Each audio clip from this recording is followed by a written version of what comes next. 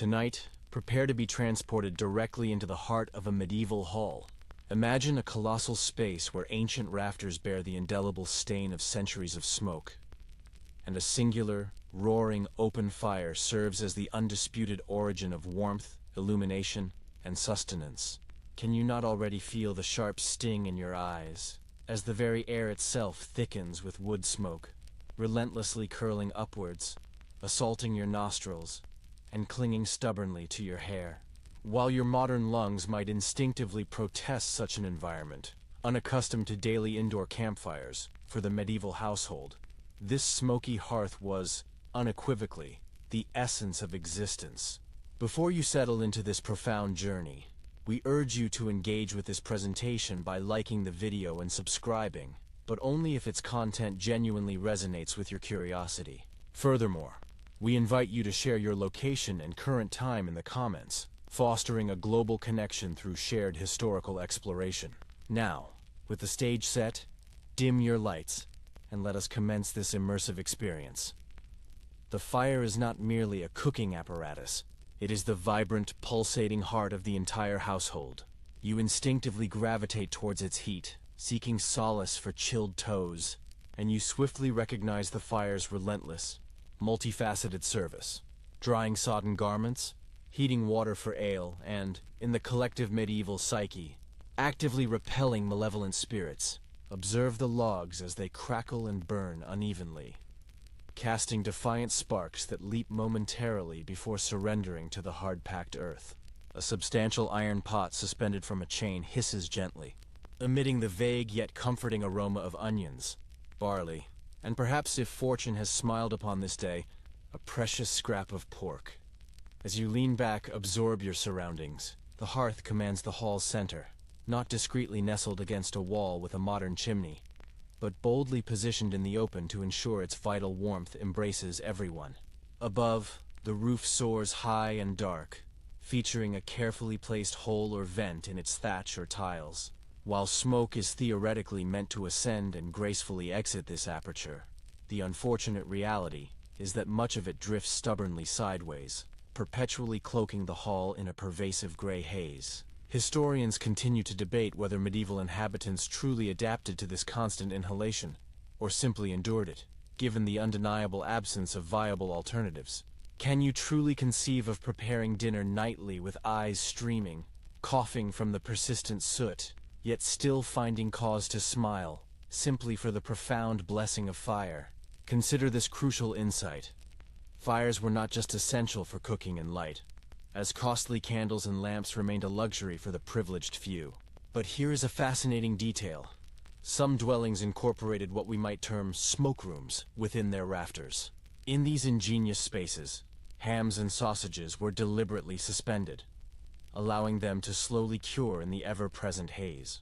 Thus, while your lungs might register a protest, your dinner was subtly, wonderfully improving directly above your head. The pervasive scent of smoke was not merely unavoidable, it was the ultimate seasoning, a testament to ingenious preservation. The cooking process itself is strikingly rustic, a primal dance with ingredients. You introduce components into the pot one by one, liberated from the tyranny of exact measurements. A handful of barley, a turnip, a splash of ale. This is the very essence of intuitive cooking. Wooden spoons, burnished and darkened by countless fires, rhythmically stir the bubbling concoction. The subtle pops of boiling liquid, the groans of shifting logs, and the faint creak of the pot's supporting chain coalesce into a hypnotic lullaby of sheer survival. You realize, with profound clarity, that you are witnessing the direct ancestor of every sophisticated modern kitchen gadget, stripped bare to its most fundamental, powerful form. Were you to step outside for a mere moment, you would immediately detect the unmistakable scent clinging stubbornly to your clothing. Villagers, in their daily lives, carried this smoky perfume everywhere, an inadvertent badge of domestic existence. One might ponder whether visitors of that era perceived it as the comforting aroma of home, or simply the pervasive smell of burnt wood. A modern individual might wrinkle their nose, but perhaps a medieval sweetheart found such a scent deeply reassuring. Cooking over an open fire also demanded unwavering vigilance. Embers required meticulous banking overnight to prevent their demise, for relighting from scratch was an arduous ordeal. No matches, no lighters, only flint and sheer, unyielding stubbornness. Consequently, families guarded those glowing coals with the reverence usually reserved for treasure. If a neighbor's hearth extinguished, borrowing fire from next door transcended mere neighborliness. It was an act of communal survival. The meals themselves were modest, particularly for ordinary folk. Envision thick pottages, grain-based stews, perpetually simmering, sometimes for days, readily accepting whatever leftovers could be added. Meat was a rare luxury for peasants, though bones might impart essential flavor to the broth. Bread might accompany the dish, provided flour was available, yet it was typically dense, dark rye or barley bread, a stark contrast to the fluffy white loaves reserved for the affluent. Eating involved tearing a substantial hunk of this heavy bread, dunking it into the communal pot, and hoping it softened sufficiently for chewing. Picture the children nearby, warming their small hands, patiently awaiting supper. Their gaze is not fixed upon a screen, but upon the mesmerizing firelight dancing across the wall. The hall fills with the gentle chatter of daily life, the rhythmic crackle of flames, and the ever-present intermingling scents of wood smoke and food. And yes, your hair will undoubtedly smell of campfire tomorrow, but in this world, such an aroma occasions no concern. What truly compels attention is the expansive utility of this hearth beyond mere cooking. It served as a clear indicator of status. A generously roaring fire signified ample wood supplies, enabling the hosting of neighbors or even traveling strangers. Furthermore, it functioned as a vital storytelling space. Around its comforting glow, gossip disseminated, songs were sung, and ancient legends were vividly recounted. Fire embodied warmth, culinary necessity, and community, all inextricably intertwined. It is remarkably easy to overlook that the kitchen was not a separate room. It was the very lifeblood, positioned at the absolute center of the home. You can almost discern the pot's sigh as it bubbles. Inhale the sharp tang of onions softened in fat, and grasp the profound truth. Medieval people did not merely cook here, they survived here. As sparks valiantly ascend towards the beams, you glance upward, observing shadows shift and flicker, and suddenly, the entire hall pulsates with life. Fire paints your world in shades of orange and black, and the medieval cook's reality was no different. It is indeed peculiar to contemplate how modern kitchens, with their sterile counters and pristine tiles, are but antiseptic descendants of this smoky, beautifully chaotic heart. Yet the deep comfort of simmering food and the inherent togetherness of sharing a meal endure, unchanged. From this point, our narrative will delve deeper into the smoky abodes of the past, where not even nascent chimneys could fully tame the primal force of fire. You continue to blink, your eyes still smarting from the smoke's embrace, as your attention now drifts towards the elemental challenge of cooking without chimneys. This is no minor hurdle. You rub your eyes, cough into your sleeve, and ponder how anyone could possibly endure eating in a room where the ceiling perpetually dripped with soot, and the air felt dense, almost like a palpable fog. The modest houses you encounter, constructed from timber and wattle and daub, topped with thatched roofs and pierced by tiny windows that scarcely admitted light, offer a stark reality. Here, no graceful brick chimney efficiently whisks smoke away. No clever system strives for clean air. Instead, the hearth sits unshielded in the floor's center, its fire glowing bravely, while smoke is supposed to drift upward towards a simple hole cut into the thatch. Sometimes it escapes, often it does not. On particularly adverse days, smoke lingers like an unwelcome guest, compelling occupants to crouch low, seeking refuge near the ground where the air provides a semblance of clarity. It is a well-established fact that chimneys were exceedingly rare in early medieval homes, gaining prevalence only in the later Middle Ages, particularly within wealthier households. However, in the vast majority of peasant cottages, smoke vented inadequately, staining every surface it touched, rafters, walls, and even, alarmingly, their very lungs. Scholars vigorously debate whether these smoky interiors invariably led to chronic health issues, or if people simply acclimatized, their bodies adapting in ways modern medicine scarcely comprehends. As you squint through the haze, Observe the ingenious yet often desperate solutions people devised. Some families suspended woven mats or rudimentary wooden hoods above the fire, attempting to funnel smoke towards the roof aperture. Though these contraptions frequently succumbed to accidental fires themselves, others strategically leaned planks at angles to coax the smoke, rendering the room more akin to a makeshift construction site than a cozy home. And then there were the remarkably clever peasants who fashioned small smoke lofts just beneath the roof, improvised chambers where not only meat was smoked, but occasionally family members slept, since insects judiciously avoided the suffocating haze. Imagine explaining to a guest that your attic serves not merely for storage, but doubles as a mosquito-free sleeping quarter. You can almost feel the gritty texture of soot beneath your fingertips as you brush against a rafter. It is sticky, oily, utterly impossible to completely cleanse. Clothing permanently carries the scent of smoke. Hair perpetually harbors its aroma. Even bread baked on the hearth bears a faint, telltale char. You shift uncomfortably, confronting the inescapable truth that, no matter how diligently one tries, there is no escape. Yet medieval people perceived this differently. Smoke was an integral part of life, a seasoning, a potent disinfectant, even a guardian. Some believed it actively repelled evil spirits. A house permeated with its scent was, by extension, a safe house. Children scamper around the fire, their eyes watering as profusely as yours. Yet they voice no complaints. For them, this is simply the inherent atmosphere of home. The faint crackle of wood serves as their lullaby, the smoky haze their nightlight. You feel your own shoulders slump, envisioning the sheer exhaustion mothers must have endured, stirring pots in this environment, coughing gently, yet never pausing, for meals had to be prepared regardless of the conditions. When you gain access to wealthier houses, the narrative distinctly shifts. Here, rudimentary chimneys begin to materialize.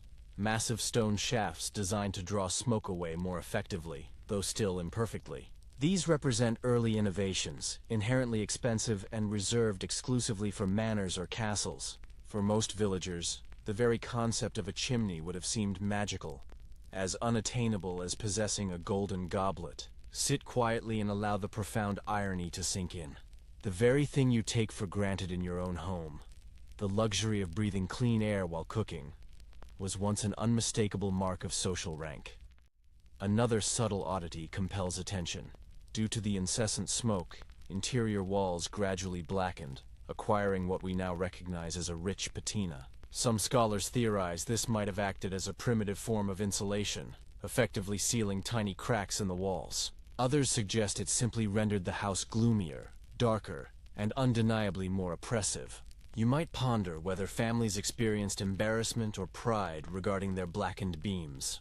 Was it a mark of age, of survival, of a home that had steadfastly endured winters and wars? Or was it merely an inconvenience tolerated because, frankly, what other option was available? You kneel once more near the hearth.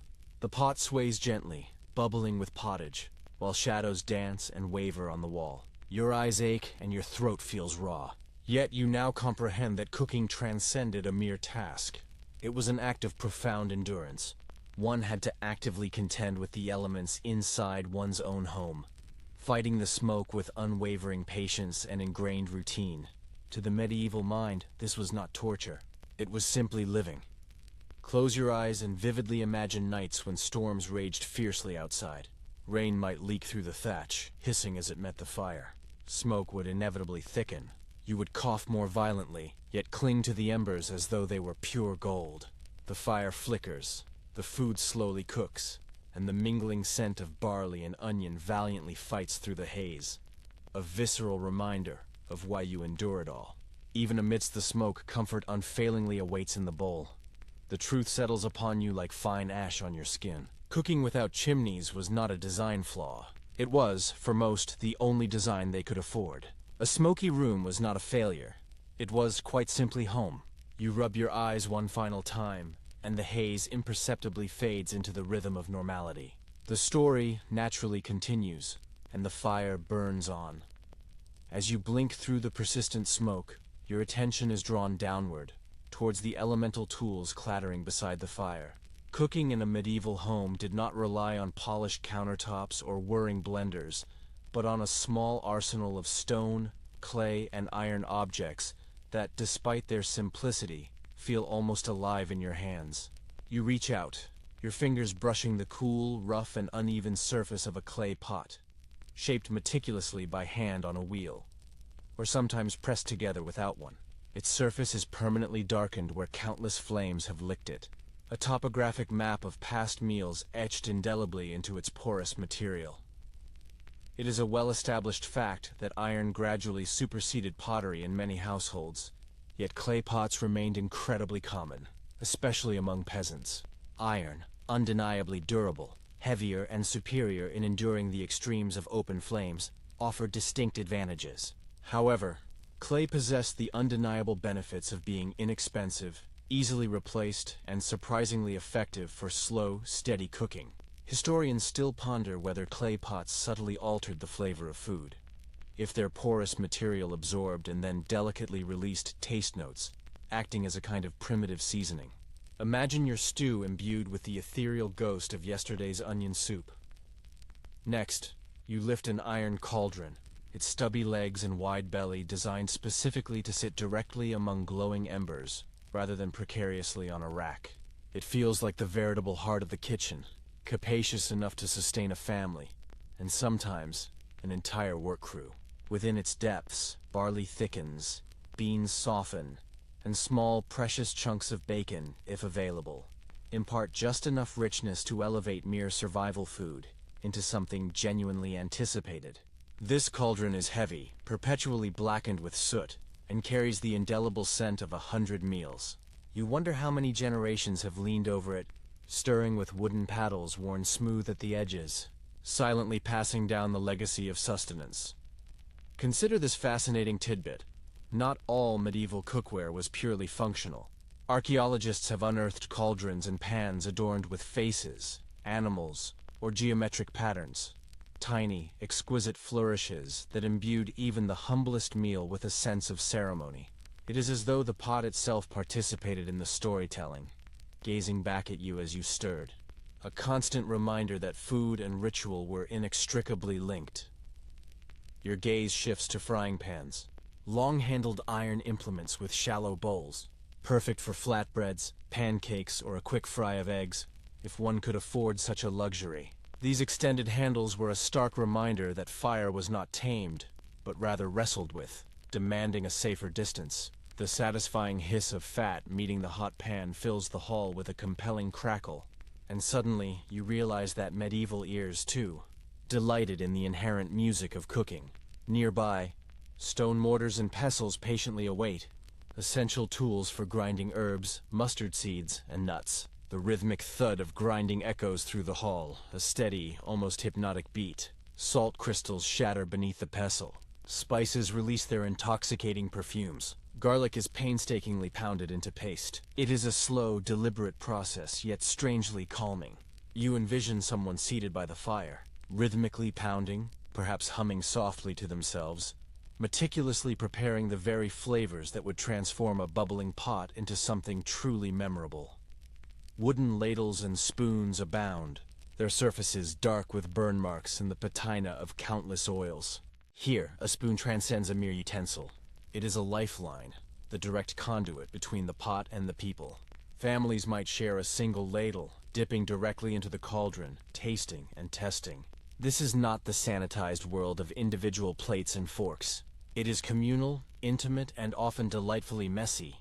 And should a spoon break, one simply carves another from readily available wood. Tools were expendable, yet profoundly personal. In the corner, you discern clay jugs and pitchers, their wide mouths sometimes sealed with wax or cloth. These vessels contained ale, milk, or broth, each slightly distinct, like siblings within the same family. Their curves feel organic, earthy, as though you are holding a piece of the very ground itself. And of course, knives. Every household possessed them, serving not just for food preparation, but as indispensable, all-purpose survival tools. Some were broad, others narrow. Some doubled as daggers when necessity demanded. Cutting meat, chopping herbs, carving bread, all mandated a sturdy, reliable blade. And while you might envision imposing iron cleavers, many kitchens relied on smaller knives, frequently sharpened, and cared for as trusted companions. You survey the surroundings, noting that none of these tools are neatly organized in drawers. They are scattered, leaning against the hearth, resting on benches, or suspended from beams. The medieval cook did not compartmentalize kitchen space from living space. Tools were an integral part of life's daily clutter, coexisting with spinning wheels, stools, and boots drying by the fire. What powerfully resonates is the profound intimacy of these objects. Each pot, pan, or spoon bears the indelible scars of use: scratches, burns, chips, repairs. You sense that families rarely discarded items unless they were truly beyond repair. A cracked pot might be meticulously patched with metal staples. A dented pan could be laboriously hammered back into shape. Even in their imperfections, these tools continued their vital work, underscoring the profound truth that utility far surpassed mere appearance. Close your eyes for a moment and allow the symphony of the medieval kitchen to wash over you. The resonant clang of iron against stone, the soft scrape of wood on clay, the comforting bubbling of stew, the steady thud of a pestle, and the occasional hiss of fat leaping from a pan. This was the orchestra of daily survival. It may have lacked precision, but never rhythm. It may have lacked polish, but never heart. And in this smoke-filled hall, with blackened rafters overhead and essential tools strewn about, you apprehend a fundamental truth. Modern kitchens may gleam with stainless steel, but the medieval cook possessed everything truly essential: fire, pots, knives, spoons, devoid of timers, gadgets or electricity, relying solely on patience, muscle, and a handful of objects that carried centuries of meals within their very surfaces. Leaving the smoky hall, you follow the faint echo of voices outside. The path leads you towards a low building on the village's periphery. It is neither a home nor a barn. This is the communal bakehouse, and its yeasty sweetness permeates the air long before the oven itself comes into view. Imagine a grand, domed structure, crafted from brick or clay, radiating the intense heat of a recently extinguished fire. Its walls so scorching they emanate warmth like a concentrated sun. Here, bread, the indisputable backbone of medieval diets, is truly born. It is a well-established fact that many villages in medieval Europe shared these bakehouses, eschewing private ovens in individual homes. Wood was a costly commodity, ovens demanded specialized building skills, and the constant threat of fire loomed large, making centralization a practical necessity. Families would meticulously prepare their dough in their cottages, then transport the loaves, carefully wrapped in cloth or nestled in baskets, to the communal bakehouse. Each loaf bore a distinctive slash or symbol, an ingenious method to prevent confusion when dozens of identical-looking loaves emerged from the oven, ensuring no one mistakenly claimed a neighbor's dinner. The scene you encounter is vibrant and bustling. Villagers queue patiently with their dough, children tugging at skirts, dogs sniffing inquisitively at the baskets. The bakehouse keeper, sometimes a woman, sometimes a man, presides over the scene with the authority of an orchestra conductor, deftly sliding loaves into the inferno with a long wooden peel. Sparks leap as the bread meets the glowing surface.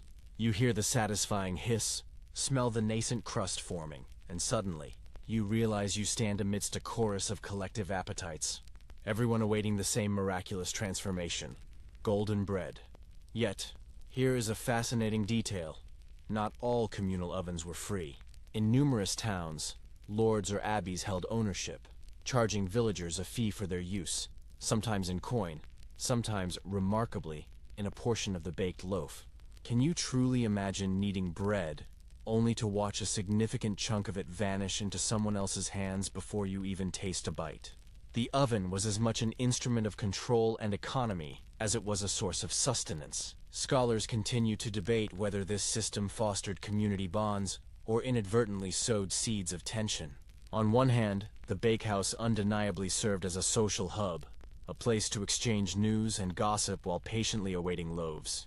On the other, resentment surely simmered when fees were exorbitant, or when the oven master exhibited favoritism.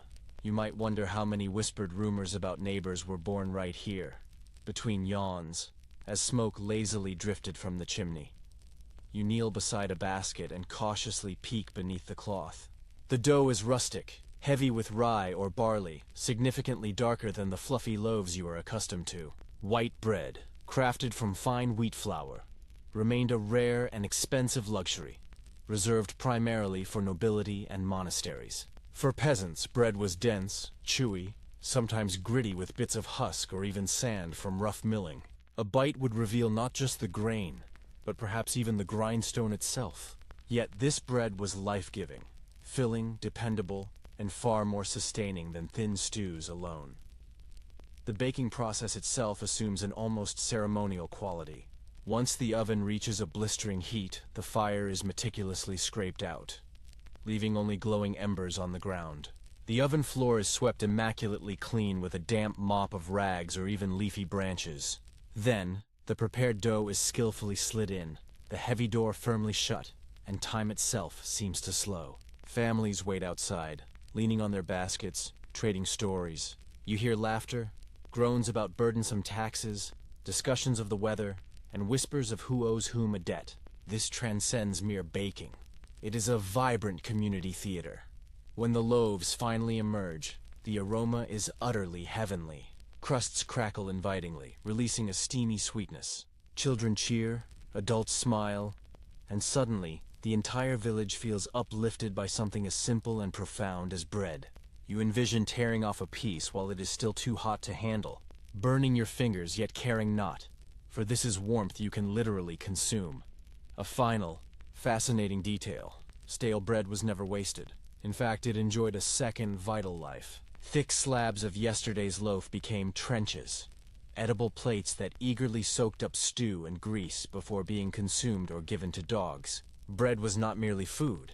It was also rudimentary furniture, disposable tableware, and a practical sponge. It is little wonder that medieval people held it in such reverence. As you step back from the bakehouse, the scent lingers, clinging to your clothes, sweeter than smoke, yet just as enduring. You realize that the oven was not merely a machine for bread. It was a machine for community, maintaining the steady rhythm of village life as each week unfolded. And as the crowd disperses homeward, clutching their precious loaves, you follow, already anticipating the next story. You return to the manor hall, this time drawn not to the hearth itself, but to the curious contraption rotating slowly before the fire. It is a spit, long and iron, and skewered upon it is a substantial piece of meat, glistening with fat. Its deliberate rotation ensures even cooking, with juices dripping audibly, hissing into the pan below. Your mouth waters at the enticing scent, but then a stranger sight compels your attention. The spit is not turning autonomously. Someone, or something, is providing the power. It is a widely acknowledged fact that roasting meat on a spit represented one of the most prestigious cooking methods in medieval times, especially for the nobility. It was exorbitantly costly in terms of both fuel and meat, and demanded constant, unwavering attention, making it far more a display of wealth than an everyday reality. However, this impressive spit was not magical. It demanded labor, and that labor often fell upon the shoulders of the lowest members of the household hierarchy. Your eyes settle upon a tired boy, crouched near the fire. He grips the handle, turning the spit slowly, meticulously, again and again, for interminable hours. His cheeks are flushed from the intense heat, his eyes glazed with a palpable boredom, yet he dares not pause. Should he falter, the Lord's dinner might suffer. These children were often known as turnspit boys, and their lives were a monotonous cycle, filled with the endless revolution of a handle. It is a sobering realization. The grandeur of a feast rested squarely upon the exhaustion of a child. Historians still debate whether these boys were truly bonded servants, apprentices, or simply expendable children from impoverished families, hired for a pittance and summarily discarded when they grew too tall to crouch. Yet, here's a fascinating revelation. Not all spits were turned by human hands. In some affluent households, particularly later in the period, small dogs were specifically bred for this very task. These turnspit dogs ran tirelessly inside wooden treadmills or wheels mounted near the hearth, their tiny paws propelling the spit forward like furry living engines. The spectacle must have been both comical and deeply poignant. panting animals powering roasts, while noble guests conversed and drank nearby. Some accounts even suggest these dogs were rotated like cogs, one replaced by another when fatigue set in. Imagine the chorus of barking echoing through a smoke-filled kitchen. The spit itself was an engineering marvel of its age. Long iron rods, sometimes equipped with hooks, could accommodate entire carcasses. Large feasts might feature multiple spits aligned, each turning a wild boar, a goose, or rows of various fowl. Dripping fat, far from being wasted, was not only vital in preventing the fire from flaring uncontrollably, but also meticulously collected and reused in rich sauces. Nothing, absolutely nothing, was permitted to be squandered. The aroma is utterly intoxicating, rich, savory, smoky, imbued with that unmistakable note of sizzling fat that suddenly renders you acutely aware of your own hunger. Standing so close, you feel the heat like an oppressive wall. Your face prickles, your lips feel dry, and you fully grasp the punishing nature of this job. To sit here all day, turning and sweating, sometimes beaten for any lapse in attention. This was the unspoken price of roasted luxury. In stark contrast, peasants rarely roasted meat at all. It demanded excessive firewood, too much precious meat, and too much arduous labor. Boiling or stewing proved far easier, more economical, and significantly less risky. Consequently, the spit roast evolved into a powerful symbol. To roast meat meant one possessed considerable means. You lean closer, observing the rhythmic squeak of the spit as it turns, the groan of the wheel, the occasional pop as fat strikes flame. It is hypnotic, almost mesmerizing, yet you cannot ignore the profound human cost. You glance at the boy once more, his hands reddened by the heat, and you wonder if he harbors dreams of escape, or if this relentless task has become as natural to him as breathing. The guests in the opulent hall, of course, remain oblivious to this reality. They will perceive only the magnificent roast arriving on a platter, glistening, meticulously carved into perfect slices by a liveried carver. They will marvel at its tenderness, its exquisite flavor, never sparing a thought for the boy or the dog whose tireless efforts made it all possible. The spit, in its very grandeur, conceals its arduous labor in plain sight. Even the architectural design of medieval halls subtly reflected the paramount importance of roasting. Large fireplaces were often specifically constructed to accommodate multiple spits, and some castles eventually incorporated mechanical spit turners, powered by weights or even water wheels. But these innovations arrived later. For the majority of the Middle Ages, it was flesh and bone, human or canine, that kept the roast spinning. You close your eyes and allow the cacophony to wash over you. The crackle of fire, the insistent squeak of the wheel, the soft sigh of fat dripping into pans. You envision the boy silently counting the turns in his head, or the dog running endlessly in its wheel, and you realize with profound clarity that every grand medieval feast rested not merely on meat and fire, but on small, weary figures hidden in the shadows of the hall. The roast continues its spin behind you. But tonight, your gaze turns towards the quieter pots simmering nearby. For as impressive as spits laden with venison may be, the undeniable truth is that the majority of medieval meals were not roasted. They were boiled, stewed, or patiently simmered until every ingredient had fully surrendered its essence to the broth. You crouch low once more, peering into a cauldron where steam lazily curls upward, carrying the comforting scent of barley, cabbage, and perhaps a stray bone, if fortune has been particularly kind. It is a fundamental historical fact that the staple dish of medieval Europe was the pottage, a thick soup or stew whose consistency and richness could vary dramatically, from watery gruel for peasants to opulent, meaty broths for nobles. The very word pottage became synonymous with daily sustenance, so deeply ingrained that English law, in certain contexts, even cited bread and pottage as a basic right. You dip a wooden spoon into the bubbling mass and recognize it with profound clarity as the ancient ancestor of almost every comfort food you cherish today. Consider this fascinating detail. Some households maintained a perpetual stew, never fully emptying the pot, but continually replenishing it with fresh ingredients day after day. The flavor, consequently, deepened endlessly, a living recipe that aged like fine wine. albeit with a more pronounced onion bouquet. You can almost picture someone proudly proclaiming that their pot had been simmering continuously since last winter. An unusual boast, perhaps, but one that carried significant social weight. Who, after all, needs a family heirloom when you can literally taste generations of family tradition in every single ladleful? The inherent beauty of boiling lay in its profound practicality.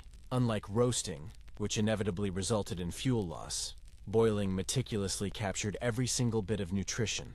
Bones leached their marrow, grains softened and swelled, absorbing precious liquid. Herbs released their fragrant essences. You listened to the soothing rhythm of the bubbles, soft plops, occasional hisses, and you know, without a shadow of a doubt, that you are hearing the very heartbeat of survival. Yet, historians continue to debate whether pottages were bland, uninspired slops or surprisingly flavorful meals. Some records enumerate generous use of leeks, parsley, sage, and even a dash of imported pepper. Others contend that the impoverished rarely had access to more than cabbage and barley. As you stir the pot, the truth feels poised somewhere in between, sometimes dull, sometimes vibrant, always fundamentally dependent on what the market or garden could supply that particular week. The cauldron beside you is immense, suspended from a sturdy iron hook, its belly rounded like a womb. Within its depths, peas soften into a comforting mush. Carrots impart a subtle sweetness, and minuscule bits of bacon, if present at all, dissolve into an invisible richness. Steam moistens your face, fragrant and earthy. Children dip crusts of bread into the stew, ingeniously transforming a meager portion into something genuinely filling. In the background, you hear women conversing as they meticulously chop more leeks, and men sharpening knives, patiently awaiting the moment when the pot's contents will be ladled out. Boiling also served crucial social functions. Shared cauldrons inherently implied shared meals, and the act of eating from the same pot powerfully reinforced community bonds. Imagine 3 or 4 spoons dipping simultaneously, slurping, laughing, even arguing, all while leaning intimately close to the same warm hearth. Cleanliness was not the primary concern. Togetherness was paramount. You can almost feel the warmth of elbows brushing, the splash of broth inadvertently spilling onto the floor, and the unconcerned manner in which everyone continues, as if nothing untoward has occurred. In more affluent kitchens, boiling attained its own theatricality. Chefs meticulously prepared elaborate stews infused with wine, almonds, and exotic spices, elevating the humble pottage into a culinary performance. Almond milk might replace dairy during Lenten fasts. Saffron could dye the broth a resplendent golden yellow, and meatballs, artfully shaped like pears or rabbits, might float regally in luxurious bowls. A nobleman slurping stew was, in essence, slurping wealth. The contrast is stark. Peasants consumed cabbage stews for sheer survival, while lords savored almond stews for elaborate spectacle. Yet both unequivocally termed it pottage. The sound of simmering becomes hypnotic, almost profoundly soothing, and you recognize the inherent forgiveness of this method. Nothing demanded absolute precision.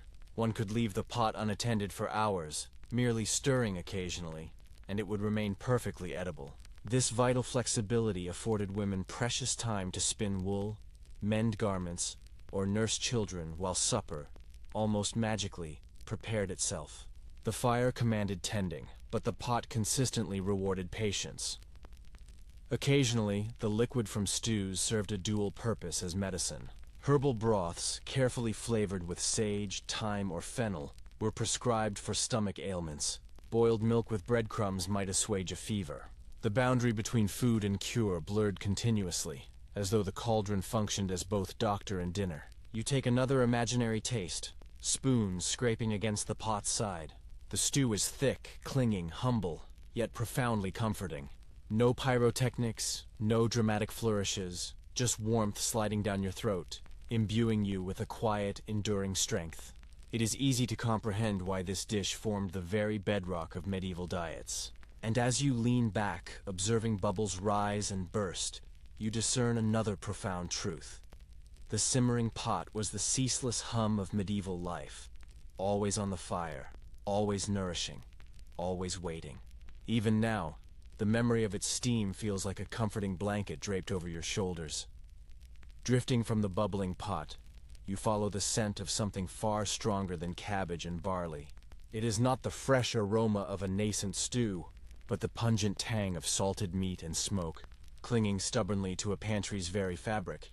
The kind of smell that unmistakably declares this food has been patiently awaiting its turn on the fire for weeks or even months. In a world utterly devoid of refrigeration, people were compelled to be remarkably ingenious. Meat, fish, and even vegetables were meticulously coaxed into lasting longer through the transformative power of salt, smoke, and barrels brimming with brine. Tonight, you step inside one of these vital storerooms, and you will discover, with profound clarity, just how intimately survival depended on the ancient art of preservation. One firmly documented detail is that salt constituted the absolute cornerstone of medieval preservation. Salt mines in regions like Salzburg, or the extensive salt pans along the coast, were as precious as gold, for they possessed the alchemical power to render food edible long past its natural lifespan. Without it, entire villages would inevitably starve during the harsh winter months. Meat, meticulously rubbed with heavy crusts of salt, hardened into something nearly unrecognizable. Yet once properly soaked and boiled, it miraculously returned to a state of usefulness. Entire economies were meticulously constructed around this vital mineral, and families hoarded it with the reverence usually reserved for treasure. There is also a curious note. Salted fish was not merely a fallback option.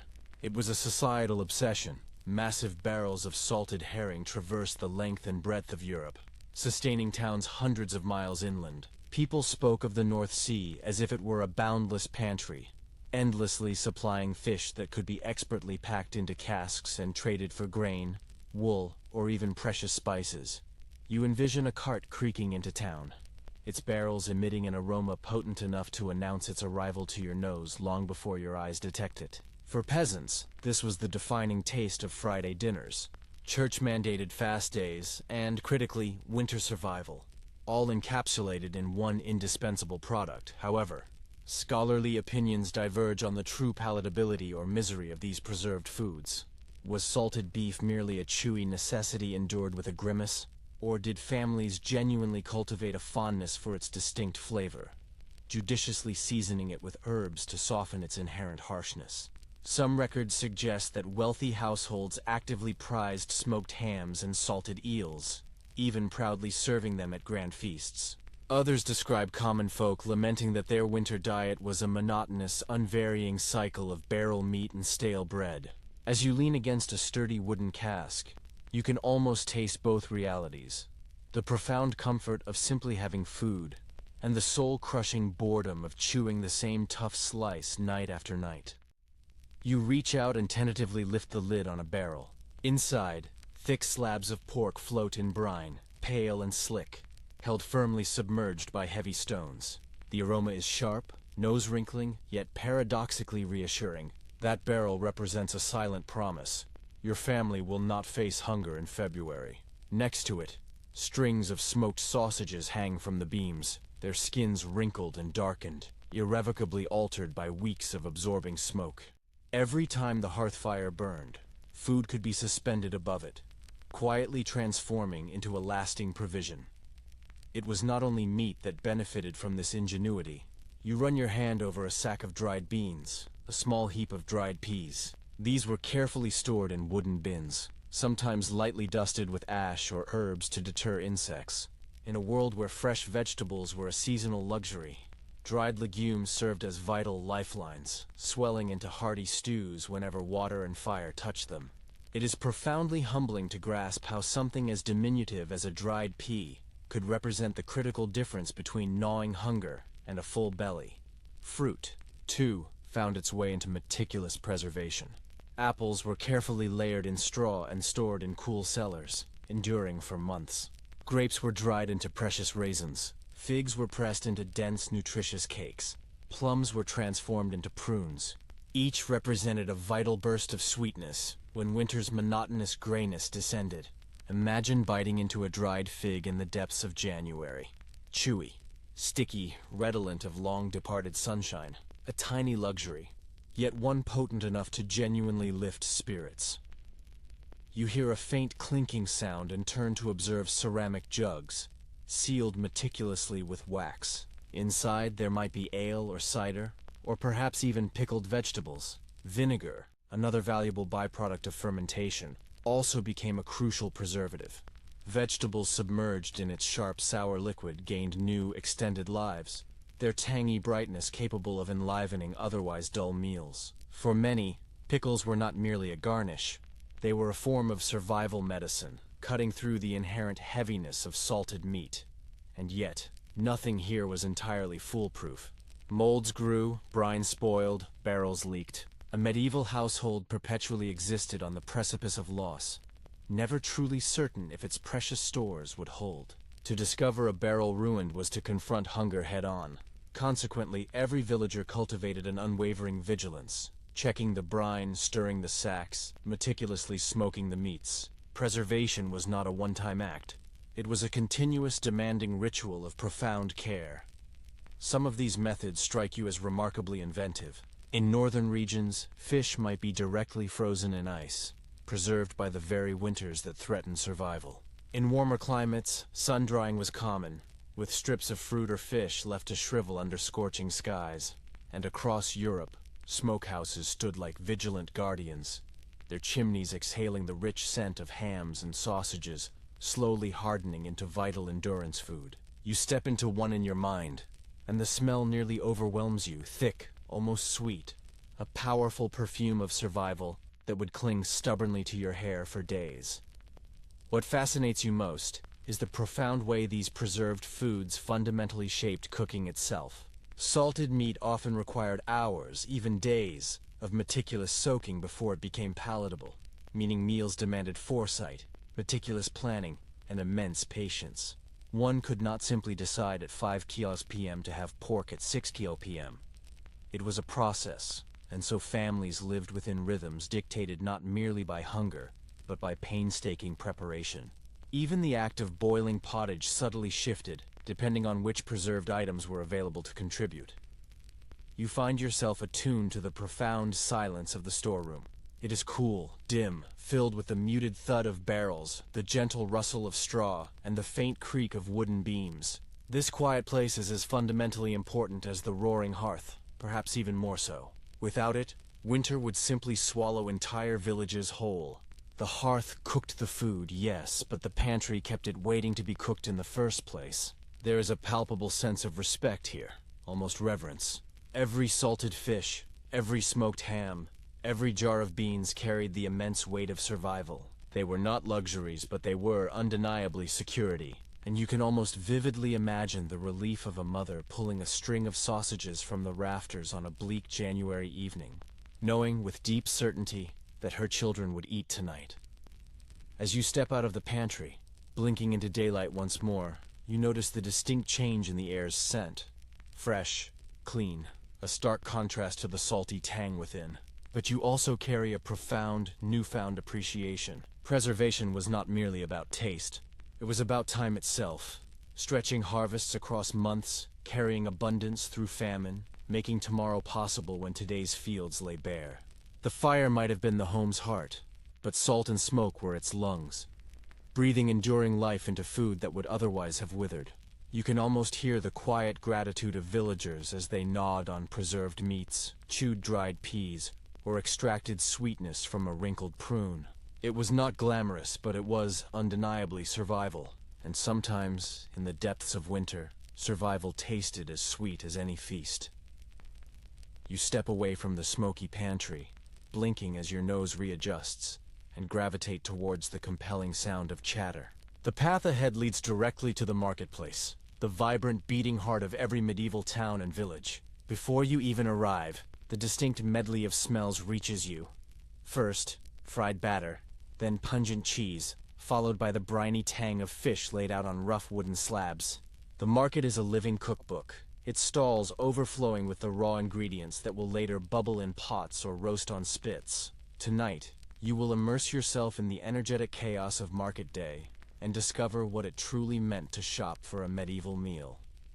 It is thoroughly attested in town records that market days were rigorously regulated. Lords or city councils frequently granted charters, meticulously specifying when and where markets could be held, and merchants dutifully paid fees to establish their stalls. These were not casual gatherings. They were fundamental cornerstones of local economies. Without them, villagers would be confined to whatever their gardens or flocks could provide. With them, however, flavors from distant regions suddenly became an integral part of daily life. You pushed through the throng, noticing baskets overflowing with earthy root vegetables, turnips, onions, carrots, parsnips. Their wholesome aroma clings to the air, mingling with the scents of hay and animal sweat. The colors are muted, a stark contrast to the glossy displays of modern supermarkets. Yet, every single bulb, every single stalk represents sheer survival, and families bargain fiercely for them. Women haggle with determined resolve, children tug impatiently at skirts, and stallholders shout above the din, their voices rising and falling like a persuasive chorus.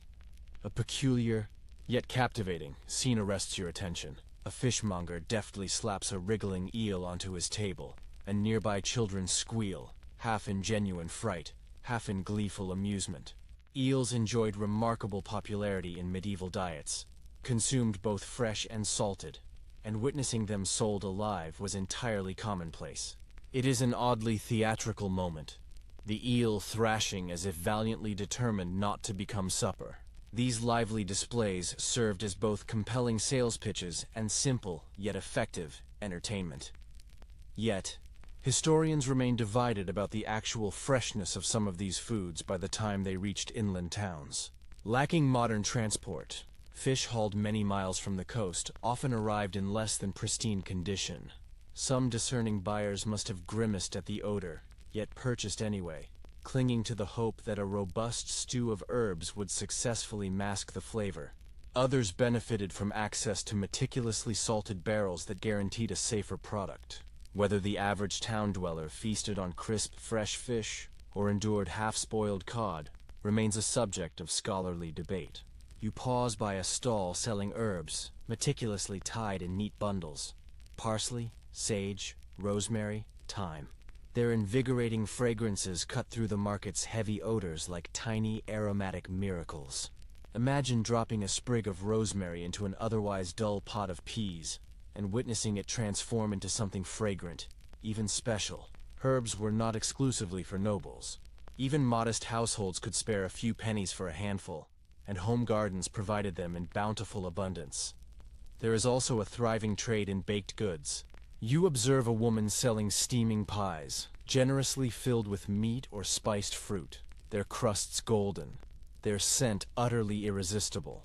Hot pies represented the quintessential street food of their era, quick, portable, and perfectly suited for hungry laborers. For a single coin, you could walk away with dinner in your hand, wrapped in pastry rather than modern packaging. The sight evokes thoughts of modern fast food, yet somehow it feels more honest, every component visible, nothing obscured behind flashy neon signs.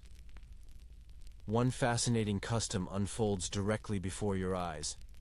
A tanner trades leather scraps, not for money, but for onions, his dinner secured through direct barter. In these dynamic markets, money was certainly useful, but goods for goods exchanges were commonplace. Chickens might be swapped for grain, wool for cheese. You realize you are standing in a place where value is fluid, shifting with the immediate needs of each person, and where food itself functions as a potent form of currency. You also observe that the market pulses with noise, not merely from commerce, but from the lively exchange of gossip. People share news of taxes, whisper rumors of distant wars, and recount local scandals. Markets served as much for conversation as for consumption.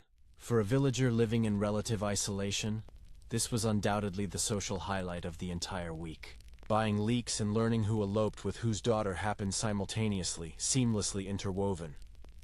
Nearby, a spice merchant unfurls tiny cloth packets. Inside are precious pinches of pepper, cinnamon, and saffron, glowing golden in the sunlight. Their cost is staggering, sometimes exceeding the value of meat itself. Yet, even the poor might save meticulously for a tiny pinch on truly special occasions. You watch a housewife hesitate, carefully count her coins, and finally decide to purchase just enough to sprinkle on a wedding stew. It is a powerful reminder that taste, however fleetingly, could transcend class. You lean against a post, absorbing the market's vibrant orchestra, the insistent cries of sellers, the frantic squeal of pigs being led through, the rhythmic thud of boots on muddy ground. Flies buzz incessantly, children laugh, dogs bark. It is chaotic, yes, but also intensely alive, a rhythm of both survival and profound community. You can almost taste the mingling aromas, the smoke of grilling meat, the sharp tang of cheese, the subtle sweetness of fruit piled high in baskets. Another curious detail captures your attention. Bread sellers vociferously announce their wares, holding up loaves of varying colors: white, brown, black. These colors denoted not fashion, but the type of flour. White bread, meticulously sifted free of husk, was highly prized by the wealthy. Brown or black loaves, heavy with bran, sustained the poor. Yet, all were sold side by side, a daily tangible reminder of class divisions that could be seen, smelled, and quite literally, chewed. You pause before a barrel of ale, being generously ladled into jugs. Everyone drinks it, children, adults, laborers, because water is often dangerously unsafe. The ale is weak, but nourishing, carrying the grain's calories as well as their flavor. You imagine sipping it, finding it sour, yeasty, yet oddly refreshing amidst the dust and clamor. Drinking it reinforces the truth that markets were not solely about solid food. They were also vital taps of liquid life.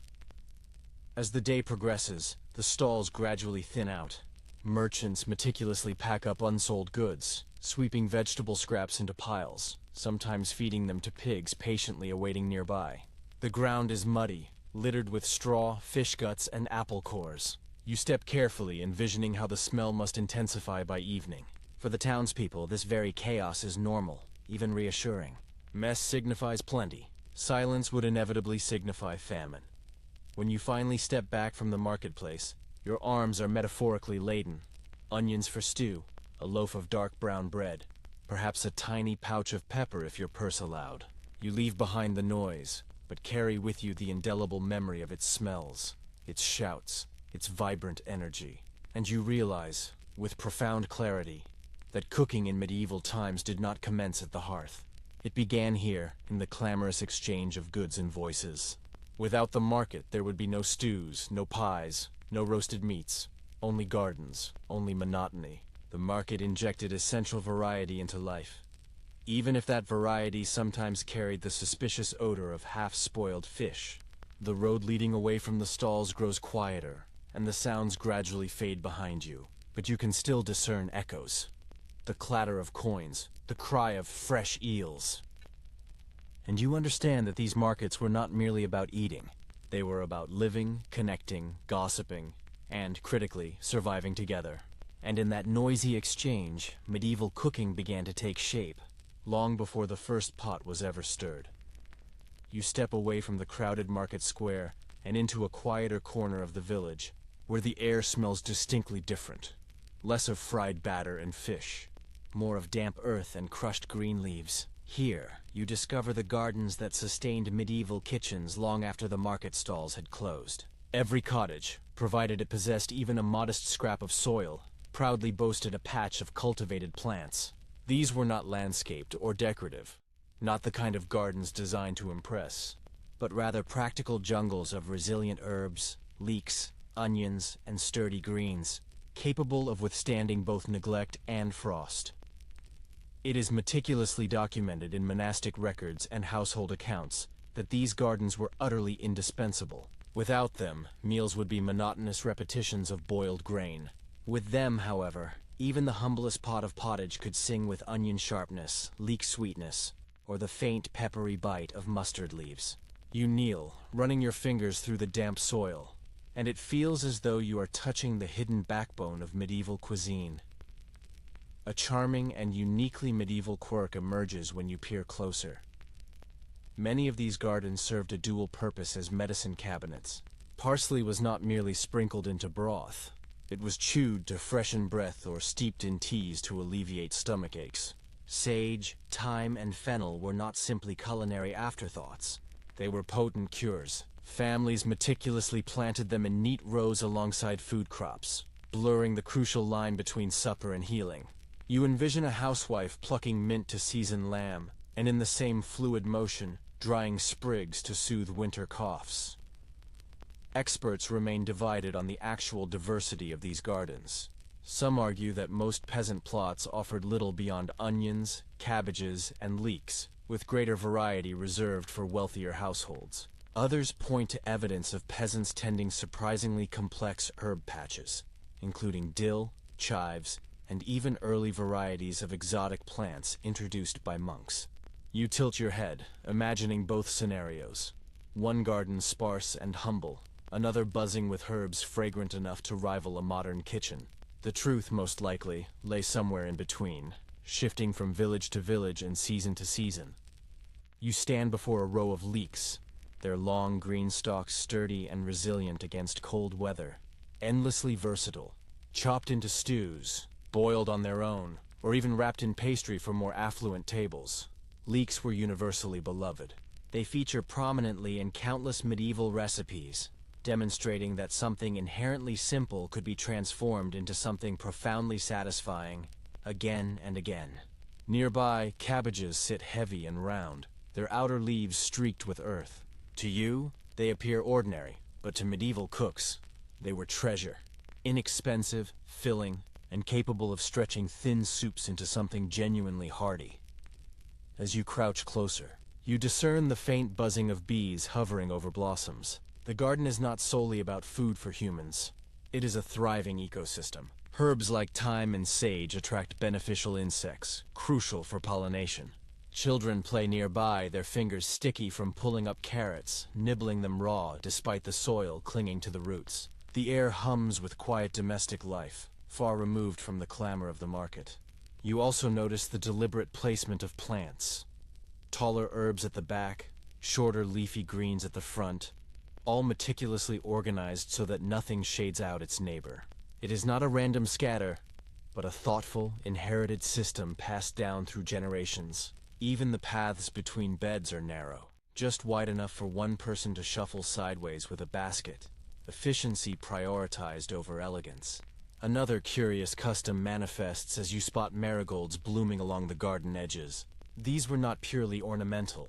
Their vibrant petals were plucked and added to soups for color, cleverly mimicking saffron at a mere fraction of the cost. Imagine sprinkling marigold petals into a bland broth and observing it glow golden, potentially deceiving guests into believing the dish was far richer than it actually was.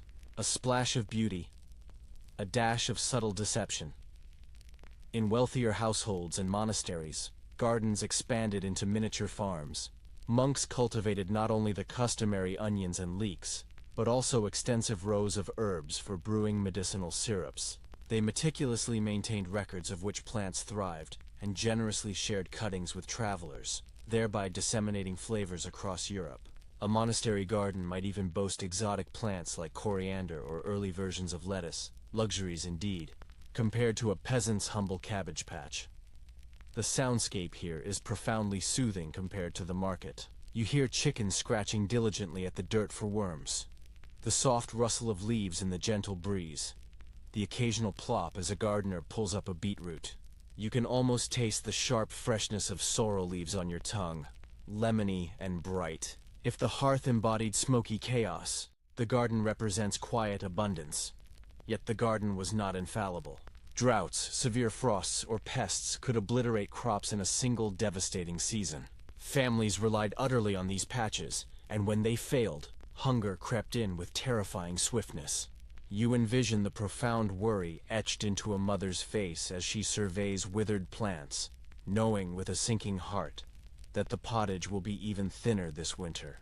The inherent fragility of survival is starkly inscribed in the very soil itself. Still, when gardens thrived, they were true lifelines.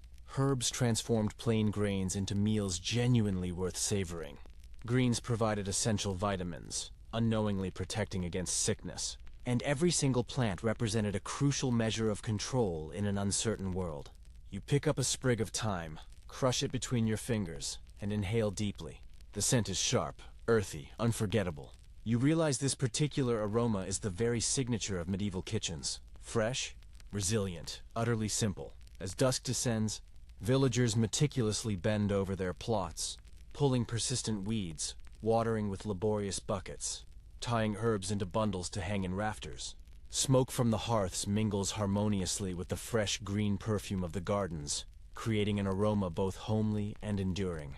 You step back onto the path and glance once more at the neat rows of leeks, the marigolds glowing faintly in the fading light, and you understand that these gardens were not merely side projects. They were as fundamentally essential as the fire itself, shaping not just meals but health, community, and the very rhythm of everyday life. You leave the quiet village gardens behind and follow a caravan road stretching purposefully towards the horizon. The air changes, becoming less earthy, more exotic, carrying subtle whispers of distant lands. Tonight, your journey plunges you into the captivating world of medieval spices. Those minuscule flecks of color and scent that revolutionized kitchens and fundamentally reshaped economies. To modern sensibilities, a pinch of pepper is a mere afterthought. In the Middle Ages, however, it was a veritable treasure, painstakingly transported across deserts and oceans, guarded with the zeal reserved for jewels, and sprinkled onto dishes as both an enhancer of flavor and an undeniable status symbol. It is firmly established in extensive trade records that pepper was the most common imported spice, flowing steadily from India into Europe. Merchants meticulously measured it out by the pound, and, remarkably, in some cases, rent could even be paid in peppercorns. Imagine a landlord accepting not coins, but a sack of tiny black beads, each worth many times its weight in silver. The black dots in your grinder today were once counted one by one, guarded fiercely within locked chests. But here's a delightful oddity. Medieval people embraced spices with such fervor that they often employed them in ways that now seem utterly bizarre. Recipes frequently called for cinnamon in savory meat pies, ginger in delicate sauces for fish, and sugar, then still regarded as a spice, was liberally sprinkled over roasted meats. To them, this bold fusion of sweet and savory was exhilarating, not strange. You envision a noble guest smiling with profound delight as he bites into venison, expertly sweetened with honey and cinnamon, flavors colliding in a manner your modern palate might initially hesitate to fully embrace. Researchers continue to debate whether ordinary villagers ever truly savored these precious treasures. Some argue that pepper and saffron remained firmly confined behind the imposing doors of nobility and monasteries, while others suggest that minuscule amounts did indeed trickle down through local markets, allowing even peasants to acquire a pinch for momentous occasions like weddings or feast days. The truth perhaps lies in a nuanced middle ground. Most peasants likely led spice-free lives, but on rare, memorable occasions, a simple stew might sparkle with a tantalizing whisper of something foreign and exotic. You arrive at the bustling stall of a spice merchant in a vibrant town. His table is modest in size, yet staggering in its inherent value. Small, intricately carved wooden boxes contain pepper, ginger, cloves, cinnamon, nutmeg, and saffron threads, glowing golden like threads of pure fire. Each box is opened sparingly, the intoxicating aromas wafting out and sending your senses spinning. He speaks with palpable pride of caravans traversing vast deserts, of camels trudging tirelessly through relentless sandstorms, of ships valiantly braving tempestuous seas to deliver these miracles here. Purchasing from him is not merely acquiring flavor, it is buying into a grand narrative of adventure and daring. Saffron, in particular, utterly captivates you. Its delicate strands are so light they register almost no weight, yet by the ounce they command a price higher than gold. To maximize its value, some unscrupulous merchants resorted to deception, dyeing other plants yellow and cunningly mixing them in. Buyers were compelled to squint intently, hoping they were not being defrauded. Imagine the profound frustration of expending half a year's wages only to discover your saffron was a mere imitation. Still, saffron's vivid, vibrant color transformed soups and sauces, making them glow like liquid sunshine. A theatrical effect as highly prized as the taste itself. Cloves and nutmeg originated from distant, exotic islands, so remote that Europeans possessed only the vaguest notions of their geography. To taste them was to taste pure mystery. A noble might serve steaming, fragrant spiced wine as an undeniable testament to his wealth and sophisticated discernment. Guests would sip and nod approvingly, never pondering how many sailors might have perished along the treacherous routes to bring those precious spices into their cup. And sugar. Yes, sugar was not yet the ubiquitous everyday sweetener, you know. It was meticulously cut into hard cones, shaved off in precious chunks, and treated as much as a medicine as a flavor enhancer. Apothecaries sold it alongside herbs, and cooks used it sparingly, expertly blending it with other spices to create sauces that were both sharp and sweet. You can almost feel the satisfying crunch of coarse sugar between your teeth, a texture far removed from the smooth, uniform crystals of modern packets. What truly fascinates you is the profound way these spices fundamentally altered the very psychology of cooking. A simple stew of beef and onions could suddenly achieve an exotic complexity with a mere pinch of pepper. A plain custard was instantly transformed into a regal delicacy with saffron. A mug of ale became warming medicine with cloves. Spices were not mere additions. They were powerful transformations, an alchemy performed daily in medieval kitchens. There was also a significant social theatricality involved. Wealthy hosts delighted in showcasing their spice collections, sometimes openly displaying ornate jars during feasts like prized trophies. Guests would marvel at the vibrant colors, the intoxicating scents, and the unspoken message. I can afford this. In many respects, spices functioned as edible status symbols.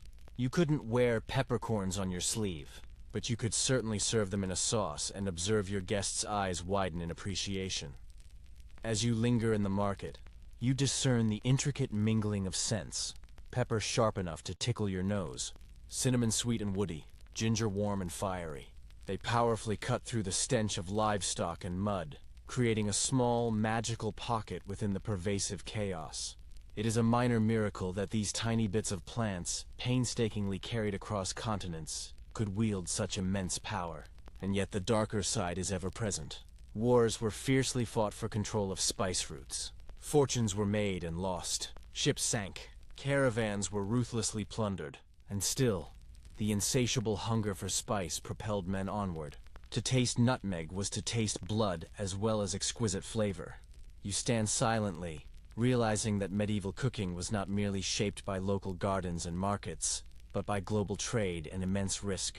Every single sprinkle of pepper arrived bearing a history of danger. As the merchant meticulously packs up his stall, carefully locking his precious boxes, you step away, the distinct scent of cinnamon clinging stubbornly to your sleeve. You realize that medieval cooking was never solely local. Even in a smoky hall far removed from the sea, a pot of stew might contain echoes of Indian fields, Middle Eastern caravans, or Mediterranean ships. Food was not merely survival. It was a profound connection to the vast, dangerous, and dazzling world beyond the village gates. You breathe in once more, the spice-scented air warming your lungs, and the thought lingers. In a world often characterized by monotony, spices represented both escape and performance. A handful of pepper, a single thread of saffron, a mere dusting of ginger, each transformed not just food, but identity itself. You leave behind the gleaming boxes of saffron and cinnamon and step into a profoundly different world. One of plain clay bowls, heavy bread, and simmering pots that will never know the luxury of an exotic spice. Tonight, you crouch at the hearthside of an ordinary peasant family, and for the very first time, you truly comprehend what cooking for the poor entailed. No grand feasts, no shimmering golden sauces, no delicate sugar sculptures. Just the relentless, stubborn rhythm of survival, painstakingly rendered edible. It is plainly recorded in manorial accounts that peasants subsisted on a diet overwhelmingly dominated by grains: barley, rye, and oats. Wheat was a coveted luxury, almost entirely reserved for the nobility. Consequently, most villagers chewed bread that was coarse, dark, and sometimes gritty from poorly milled flour. Imagine biting into a slice, only to feel tiny stones crunch between your teeth. This was not indulgence. It was, quite simply, fuel. A curious observation found in medieval cookbooks highlights the sheer monotony of this fare. Day after day, families consumed pottage, a thick soup of grains and vegetables, occasionally flavored with a sliver of meat if fortune smiled. Some households maintained a single pot that simmered perpetually, its contents subtly shifting with whatever scraps were available. One day cabbage, another day leeks, sometimes enriched with a bone tossed in for flavor. You dip a spoon into this bubbling mess, and the taste is simple, earthy, almost bland, yet it unequivocally fills the belly, and that, crucially, was enough. Experts continue to disagree on the true meager nature of the peasant diet. Some argue it was relatively balanced, incorporating ample vegetables, dairy, and fish when fasting rules applied. Others contend it was far harsher, with malnutrition and hunger commonplace in years of poor harvest. You sit quietly, imagining both stark realities. One where the stew smells comforting and plentiful, another where the pot holds little more than watery gruel. The truth most likely shifted from season to season, from fortune to fortune. You glance around the humble cottage. Children gnaw on crusts of bread softened in ale, the cheapest drink available, and significantly safer than water. A mother carefully ladles out pottage into wooden bowls, meticulous in ensuring each child receives a solid portion, not merely the thin broth. Her hands are rough, her face streaked with soot, yet she moves with practiced, unwavering efficiency. Dinner here is not a performance. It is a vital routine of sheer endurance, and yet, you discern a tiny spark of inherent creativity. On feast days, even peasants might meticulously save for a little honey to sweeten bread, or dried fruit to brighten a stew. A handful of fresh herbs from the garden could transform an otherwise dull pot into something fragrant and appealing. It was not luxury, but it was enough to remind the family that joy could still find its place within a bowl. In the corner, a small jug of milk rests, thin and slightly sour. Dairy was a common component in rural diets. Curds, cheese, and butter when feasible. Not the creamy richness you might expect, but modest portions, carefully stretched. Cheese, hard and salty, could last for months, serving as a meal in itself when paired with bread. Imagine the profound relief of unwrapping a wheel of cheese in midwinter and cutting off a wedge to share. Meat was rare, but not entirely absent. Families might keep pigs or chickens, slaughtered only when absolutely necessary. More often, bones and scraps were acquired cheaply or received as payment in kind, primarily used to flavor otherwise vegetarian meals. You observe a bone being tossed into the pot, sizzling briefly before sinking. It provides no meat but an abundance of flavor, and everyone leans closer, hoping for a ladleful that touched it. Another intriguing oddity. Peasants sometimes baked loaves mixed with acorns or beans during years of famine, cunningly stretching precious flour with whatever could be found. These breads were dense, bitter, and hardly appetizing. Yet they unequivocally kept people alive. You envision the grim satisfaction of chewing acorn bread, each bite a visceral reminder of scarcity and profound resilience. And then there is ale. Weak, often cloudy, but nourishing enough to sustain workers through long, arduous days. Children drank it too, given the inherent risks of water. Brewing was a quintessential household task, and the smell of fermenting grain was as familiar as the smoke from the fire. You sip it in your mind, sour, but oddly refreshing, and you realize it was as essential to survival as bread itself. The soundscape here is notably quieter than the noble halls. No musicians, no insistent clatter of silverware, just the gentle slurp of children eating, the soft crackle of the hearth, the creak of wooden spoons. There is an undeniable intimacy here, a closeness forged by sharing from the same pot, by enduring and surviving together. You pause and reflect. While nobles dazzled with sugar sculptures, peasants meticulously built their strength on pottage and dark bread. It was not glamorous, but it was steadfast, and perhaps, in its own unpretentious way, it was healthier too. More vegetables, fewer heavy meats, a balance born of sheer necessity. It is ironic to consider that the poor may have lived longer on cabbage than the rich on venison. As the meal concludes, bowls are meticulously scraped clean, bread crusts licked free of broth. Nothing is wasted. Leftovers are poured back into the pot, destined to mingle with tomorrow's ingredients. The fire burns low, children grow drowsy, and the persistent scent of cabbage and barley lingers in the room. It is humble, repetitive, even wearisome, but it is profoundly life itself. Day after day, you step outside into the night air, listening to the muffled sounds of families finishing supper in their small cottages. Smoke rises from chimneys, dogs bark faintly in the distance, and somewhere, a baby cries. The village is small, the meals even smaller, yet you discern an unspoken truth. Though these suppers lacked saffron and sugar, they carried the profound warmth of survival and, perhaps, even the quiet comfort of routine. You leave the modest cottages behind, and follow the flickering torchlight towards a castle's imposing stone walls. Inside, the atmosphere is entirely different, loud, crowded, extravagant. Here, cooking transcends mere sustenance. It is about spectacle, about power, about undeniable status. Tonight, you are stepping into the kitchens of the nobility, where meals are meticulously orchestrated performances, designed to impress guests as much as to nourish them. It is well documented in household roles and elaborate feast accounts that noble kitchens were immense, sprawling operations. A grand hall could comfortably accommodate hundreds of diners, and feeding them demanded synchronized teams of cooks, assistants, and countless servants working in perfect concert. Fires blazed fiercely in multiple hearths, colossal cauldrons simmered side by side, and spits turned continuously, roasting everything from prime venison to elegant swans. Food was not quietly prepared by a single pair of hands. It was a noisy, sweaty, meticulously coordinated endeavor, far more akin to a military campaign than a modest family supper. One detail that consistently astonishes is the sheer, unadulterated scale of noble feasts. Records from English courts mention menus boasting dozens of dishes per course. Roasted peacocks, meticulously redressed in their original plumage, pies ingeniously designed to conceal live birds within, sugar sculptures towering taller than a man. These were not mere meals. They were edible theater. You can vividly picture the moment a pie bursts open, doves fluttering dramatically into the hall, while musicians strike up a tune and guests gasp with delighted surprise. And then, there is a strange yet compelling flourish. Cooks frequently dyed foods with vibrant, eye-catching colors to impress diners. Crimson with sandalwood, emerald green with parsley, glistening gold with saffron. A simple custard could glow like captured sunlight. A sauce could shimmer with an emerald brilliance. To a medieval noble, a meal that lacked dazzling visual appeal was simply not worth serving.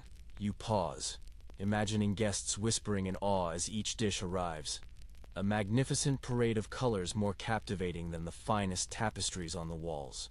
However, scholars continue to debate the extent to which nobles genuinely enjoyed these elaborate flavors. Some argue that the heavily spiced, sugar-laden dishes were less about pure taste and more about overt status, explicitly demonstrating wealth through their sheer expense. Others suggest that nobles truly developed palates finely attuned to sweet savory blends, actively craving cinnamon in their meat pies and ginger in their fish stews. You watch a lord spear a piece of gilded meat, chew thoughtfully and then smile. It remains challenging to ascertain whether he relishes the taste or the profound attention it garners him. The kitchens themselves are overwhelming, a sensory assault. You walk through vaulted rooms perpetually filled with smoke and intense heat. Servants shout urgent instructions. Water hisses dramatically as it strikes hot pans. Dogs skitter across the floor, ceaselessly searching for scraps. The noise of chopping, pounding, and clanging is deafening. In one corner, a cook tirelessly grinds almonds to produce almond milk, a staple in noble cuisine, smooth, rich, and remarkably versatile, ideal for both fast days when dairy was forbidden, and for sauces demanding elegance. In another, sugar is meticulously boiled into pastes and skillfully shaped into intricate castles or animals, hardened into dazzling spectacles designed to elicit gasps of admiration before a single bite is taken. The aroma is intoxicating. Roasted meats, sweet syrups, intensely spiced sauces, fresh bread. It fills the air so densely you almost feel intoxicated merely breathing it in. The oppressive heat presses against your skin, sweat beads at your temples, and yet you discern an undeniable excitement. This transcends mere cooking. It is alchemy, conjuring prestige from flour, meat, and precious imported spices. Another curious custom at noble feasts: Dishes often carried profound symbolic meaning. A roasted boar's head might unequivocally symbolize strength, while a towering edifice of jellies could represent wealth and man's dominion over nature. Even the meticulous arrangement of food on the table was deliberate, explicitly designed to impress visiting dignitaries. Dining was diplomacy ingeniously disguised as supper, and while the nobles dined lavishly above, servants ate below. Their meals were simpler, yet still far richer than peasant fare. Leftover meats, crusts of white bread, bowls of thick, substantial stew. The contrast was stark. Peasants outside the castle walls might subsist on cabbage broth, while the lord's scullions feasted on scraps more luxurious than anything a villager could even dream of. You close your eyes and hear the vibrant hall above. Laughter, the delicate clink of goblets, the soft shuffle of musicians' feet. You envision swan roasts glistening under candlelight, sugar sculptures gleaming like precious jewels, and guests whispering about who occupied which seat, who was favored with the choicest cut of meat. The feast is as much a political statement as it is pure pleasure. What strikes you most, however, is the inherent fleetingness of it all. Hours of arduous labor, fortunes expended on exotic spices and sugar, and within a single evening, the food is utterly consumed, reduced to mere crumbs, grease stains, and satisfied full bellies. The grandeur lingers only in memory, in gossip, in the smoky rafters of the hall. Tomorrow, the cycle will inevitably begin anew. You step back into the cool night air, the castle glowing imposingly behind you, and reflect on the stark contrast. Peasants ate to survive. Nobles ate to display. One pot of cabbage kept a family alive. One gilded meat pie preserved a lord's reputation. And somewhere between those extremes lay the profound truth of medieval cooking. A spectrum stretching from humble gruel to extravagant glory, with every meal carrying meaning far beyond mere taste. You leave the grand hall where nobles gorge themselves on gilded meats, and your path now leads towards the resonant sound of church bells, echoing across the fields. This sound does not merely mark the hours, it dictates the very menu. Because in medieval Europe, food was not only shaped by markets and gardens, but by the immutable church calendar. Festivals and fasts meticulously punctuated the year, fundamentally transforming what people cooked and, crucially, what they ate. Tonight, you find yourself standing at the edge of a kitchen on a Friday, when the strictures of the church weigh more heavily than the hunger in your stomach. It is firmly recorded in ecclesiastical statutes that the faithful were unequivocally expected to abstain from meat on certain designated days, particularly Fridays, during the season of Lent, and on the vigils of saints. Instead, fish ascended to the culinary centerpiece, served in a seemingly endless array of variations. To a modern observer, this might appear as a form of deprivation, but to medieval cooks, it represented a compelling opportunity for creative ingenuity. Eels, herring, pike, salmon, all graced the tables, sometimes salted, sometimes fresh, occasionally even ingeniously sculpted into pies that bore a remarkable resemblance to their meaty counterparts. One oddly charming practice was the ingenious invention of mock meats, crafted to satisfy cravings during fasts. Almonds were meticulously ground into pastes and skillfully shaped into imitation eggs, their yolks vividly colored with precious saffron. Fish was cunningly disguised to resemble fowl, or vegetables were artfully sculpted into curious forms, all designed to amuse diners. It was culinary sleight of hand, a playful trick that seamlessly blended devotion with a delightful sense of mischievousness. You envision a guest biting into what appears to be a roast chicken, only to discover, with amused surprise, that it is a cleverly seasoned fish. Laughter, not grumbling, filled the hall. But experts remain divided over the actual strictness of these fast rules in daily life. Some argue that peasants, already struggling to acquire meat, barely perceived the difference, as their diet was primarily vegetable and grain anyway. Others point to documented fines recorded in parish courts for those caught violating fast days, suggesting that the rules were indeed enforced with considerable rigor. You picture a farmer surreptitiously sneaking a morsel of salted bacon on a Friday, fervently praying no neighbor witnesses his transgression. For the wealthy, of course, the fasts often became elaborate opportunities to flaunt their extravagance, serving opulent fish banquets rather than embracing simple abstinence. Festivals, conversely, told a dramatically different story. When feast days majestically rolled around, the kitchens erupted with an explosion of color and sound. Roasted geese, intricate sugar confections, fresh bread, and ale flowed freely. These meals were not daily occurrences, but joyous punctuations in what was often a hard life. Villages united in communal feasts after a bountiful harvest, slaughtering pigs, baking colossal loaves, and pouring cider until the fields echoed with unbridled laughter. This profound cycle of fasting and feasting meticulously created a rhythm, a seesaw of restraint and release that fundamentally defined medieval eating. You sit beside a hearth where fish sizzles on a griddle, its aroma sharp and briny. The cook sprinkles fresh herbs across it, parsley and dill, and the fragrance instantly elevates it from ordinary to something almost divine. In the corner, a pot of almond milk gently simmers for a sauce, rich and creamy, undeniable proof that even fast food could be luxurious, provided one possessed the means. The hiss of fish against iron, the crackle of firewood, the faint, distant chant of monks drifting through a narrow window. All of it blends into a sacred ritual, a meal tied as intimately to the soul as to the body. Children tug impatiently at skirts, eagerly awaiting their bowls. Bread is sliced, ale is poured, and you observe families bowing their heads in quiet prayer before partaking.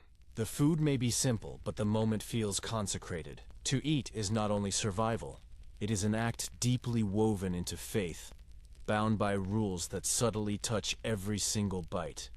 And yet, the festivals are louder, rowdier.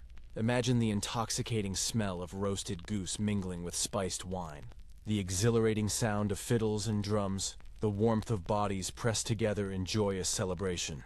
For a few precious days, hunger and restraint are momentarily forgotten, replaced by an abundance of food and hearty laughter. Tables groan under the weight of platters, hands reach eagerly, and the night stretches long with dancing. You feel the sheer joy of it resonate in your very bones, a powerful reminder that even in a world defined by scarcity, people consistently discovered profound ways to feast. You lean back and perceive how the church calendar shaped not merely what people ate, but profoundly how they contemplated food. Abstinence taught humility, feast taught gratitude, and the consistent alternation prevented life from devolving into monotonous uniformity. It was as though the year itself was meticulously seasoned with holy rhythms. Every fast and festival a distinct spice in the grand stew of daily existence. When the bells ring again, the meal concludes, plates are meticulously cleared, scraps are generously given to the poor, and the fire is banked low. Outside stars prick the vast sky. You walk away, carrying the lingering scent of fish and herbs, the joyful memory of laughter from feasts, and the quiet hush of bowed heads before supper. And you realize, with profound clarity, that in medieval times, food was not merely cooked, it was sanctified, restricted, celebrated. It was tied to belief as tightly as it was to hunger. The church bells fade, and now your nose unerringly leads you onward, this time towards the riverbanks, where fishing boats gently bump against the shore. Medieval cooking relied on fish far more extensively than you might initially imagine, particularly due to the pervasive fasting rules. But without the indispensable modern conveniences of refrigerators or freezers, maintaining fish freshness was an unceasing battle. Tonight, you crouch beside baskets of slippery eels and barrels of salted herring, and you will witness the sheer ingenuity people employed to keep seafood on the table. It is clearly documented in extensive trade ledgers that inland towns were heavily dependent on preserved fish. While rivers and lakes provided some fresh catches, the vast majority of what people consumed traveled long distances, meticulously packed in salt. The herring trade in particular was immense, so vast that some historians aptly term it the medieval equivalent of the oil industry. Ships diligently ferried barrels across the North Sea and Baltic, unloading them in ports where carts then rattled inland for days or even weeks. By the time those herring reached a small, isolated village, they were as much salt as fish, yet they remained utterly invaluable. One strangely fascinating practice involved the construction of elaborate fish ponds on wealthy estates and within monasteries. Nobles and monks painstakingly dug artificial ponds to keep carp, tench, and pike alive year-round, thereby guaranteeing a consistent supply for mandated fast days. You envision a monk in his solemn robe scattering crumbs across a tranquil pond, the fish wriggling eagerly to the surface. It is both eminently practical and profoundly serene. A water garden serving the kitchen as much as it nurtured the soul. There is still lively debate among scholars concerning the actual palatability of most preserved fish. Some argue that salted and dried cod or herring was tough, leathery, and barely edible without hours of exhaustive soaking. Others suggest that meticulous preparation, boiling, stewing with herbs, could successfully restore both flavor and texture. You peer into a peasant's pot, where salted herring bubbles in ale, parsley gracefully floating on the surface, and you can almost believe it tastes better than its general reputation suggests. You lean closer to the fishmongers' tables. Fresh eels coil sinuously in wicker baskets, their slick bodies gleaming in the morning sun. They are a delicacy in some regions, remarkably inexpensive in others, and endlessly versatile, fried, stewed, or baked into savory pies. The air hums with palpable life.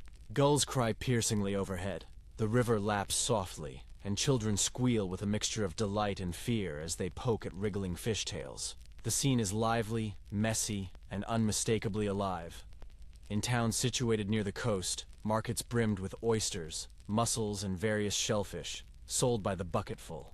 These represented an accessible and inexpensive source of protein, consumed by the poor as readily as by the rich. Imagine slurping oysters not as a luxurious treat, but as a quick, fortifying snack from a simple wooden stall. For many medieval villagers, shellfish were simply another ingenious way to stretch meager diets, though records indicate wealthier tables also prized them, often dressed with exotic spices or fine wine. The aroma is unmistakable, briny, pungent, not always inherently pleasant. Without the crucial convenience of ice, fish had to be transported with astonishing speed from water to pan, or risk rapid spoilage. You envision servants rushing frantically through winding streets, baskets bouncing precariously, flies swarming persistently, and cooks already waiting expectantly with boiling pots. Timing was absolutely everything. A delay meant disappointment, and potentially even sickness, and yet people trusted fish enough to consume it constantly, their unwavering ingenuity consistently overcoming the persistent risk of decay. Another curious twist lies in the sturgeon, often referred to as the royal fish. In England, it was legally claimed by the crown whenever caught, strictly reserved for kings and queens. To stumble upon a sturgeon in one's net was both a profound blessing and a considerable burden. One gained honor, but irrevocably lost the fish itself. Imagine the complex mix of pride and frustration as fishermen dutifully handed their magnificent prize to officials, stomachs rumbling as the court subsequently feasted instead. As evening descends, you sit beside a fire where fish is cooking. A cauldron simmers with salted cod, now tender after hours of meticulous soaking, its broth enriched with leeks and fragrant herbs. On a griddle, eels sizzle, their skin crisping tantalizingly while fat pops and hisses. The aroma is sharp, smoky, utterly irresistible. Villagers huddle close, bread in hand, patiently awaiting the moment when the fish is finally ladled out. The atmosphere is hushed, almost reverent, because on fast days, this is not merely food.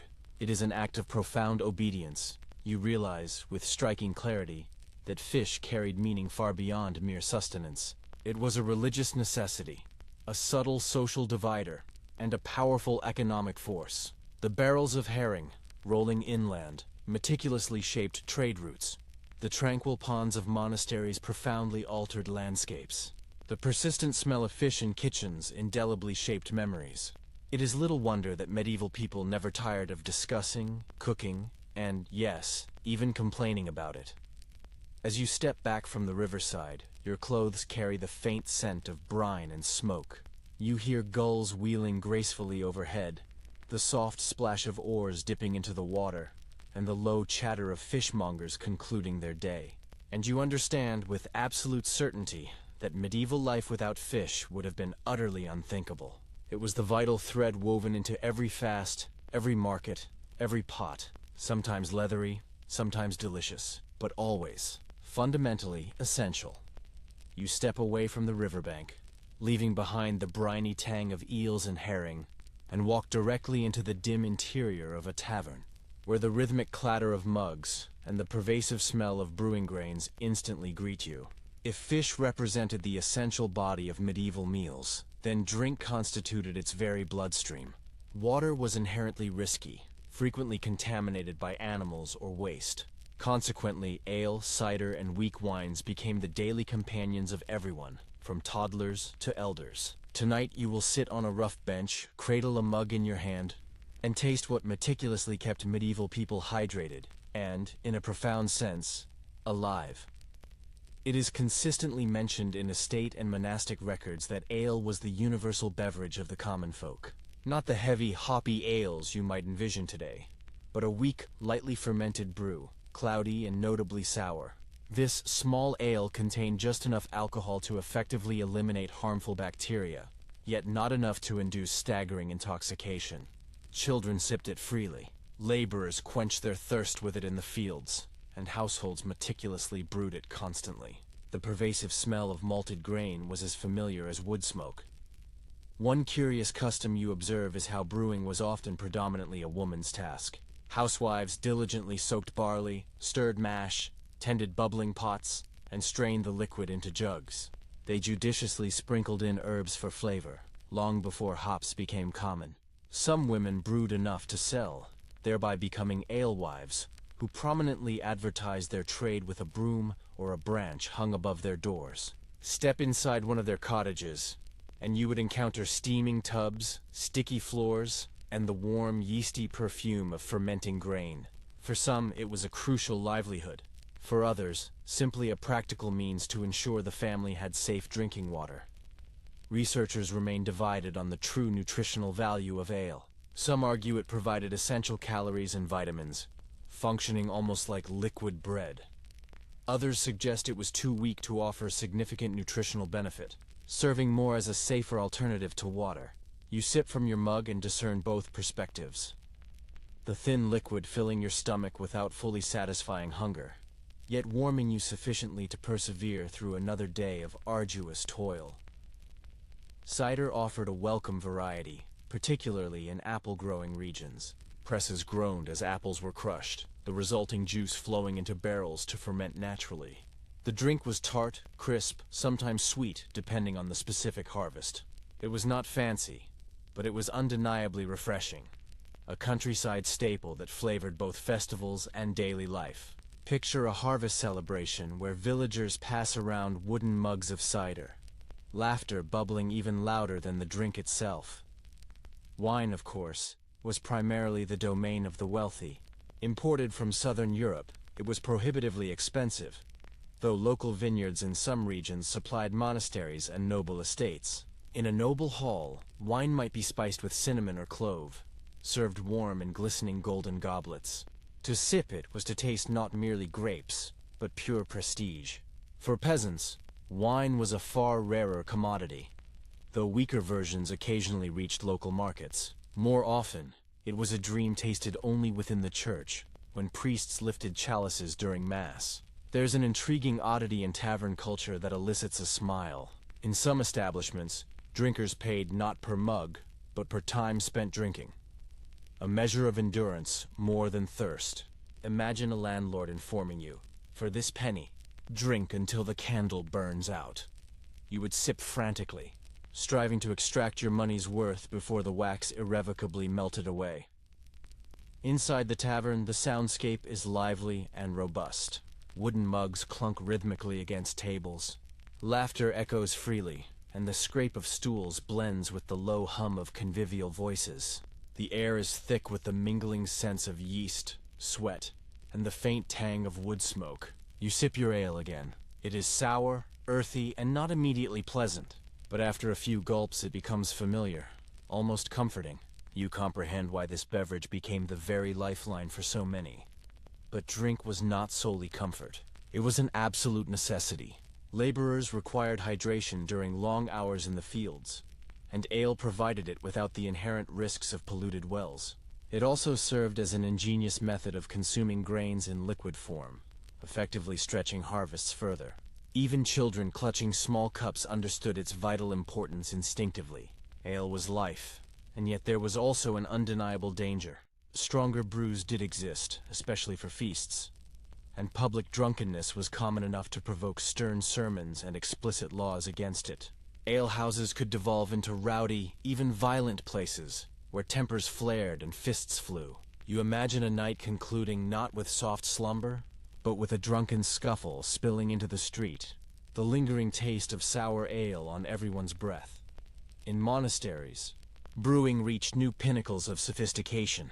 Monks meticulously perfected recipes, diligently recorded proportions, and brewed not only for their own consumption, but also for charitable distribution. Their ales were stronger, richer, and in some cases direct precursors to the diverse beers we cherish today. You envision a monk lifting a mug after Vespers, savoring a drink that embodied both profound devotion and meticulous craft. As night deepens, you sit back in the tavern. The benches creak under weary bodies, candles sputter low, and the last mugs are drained.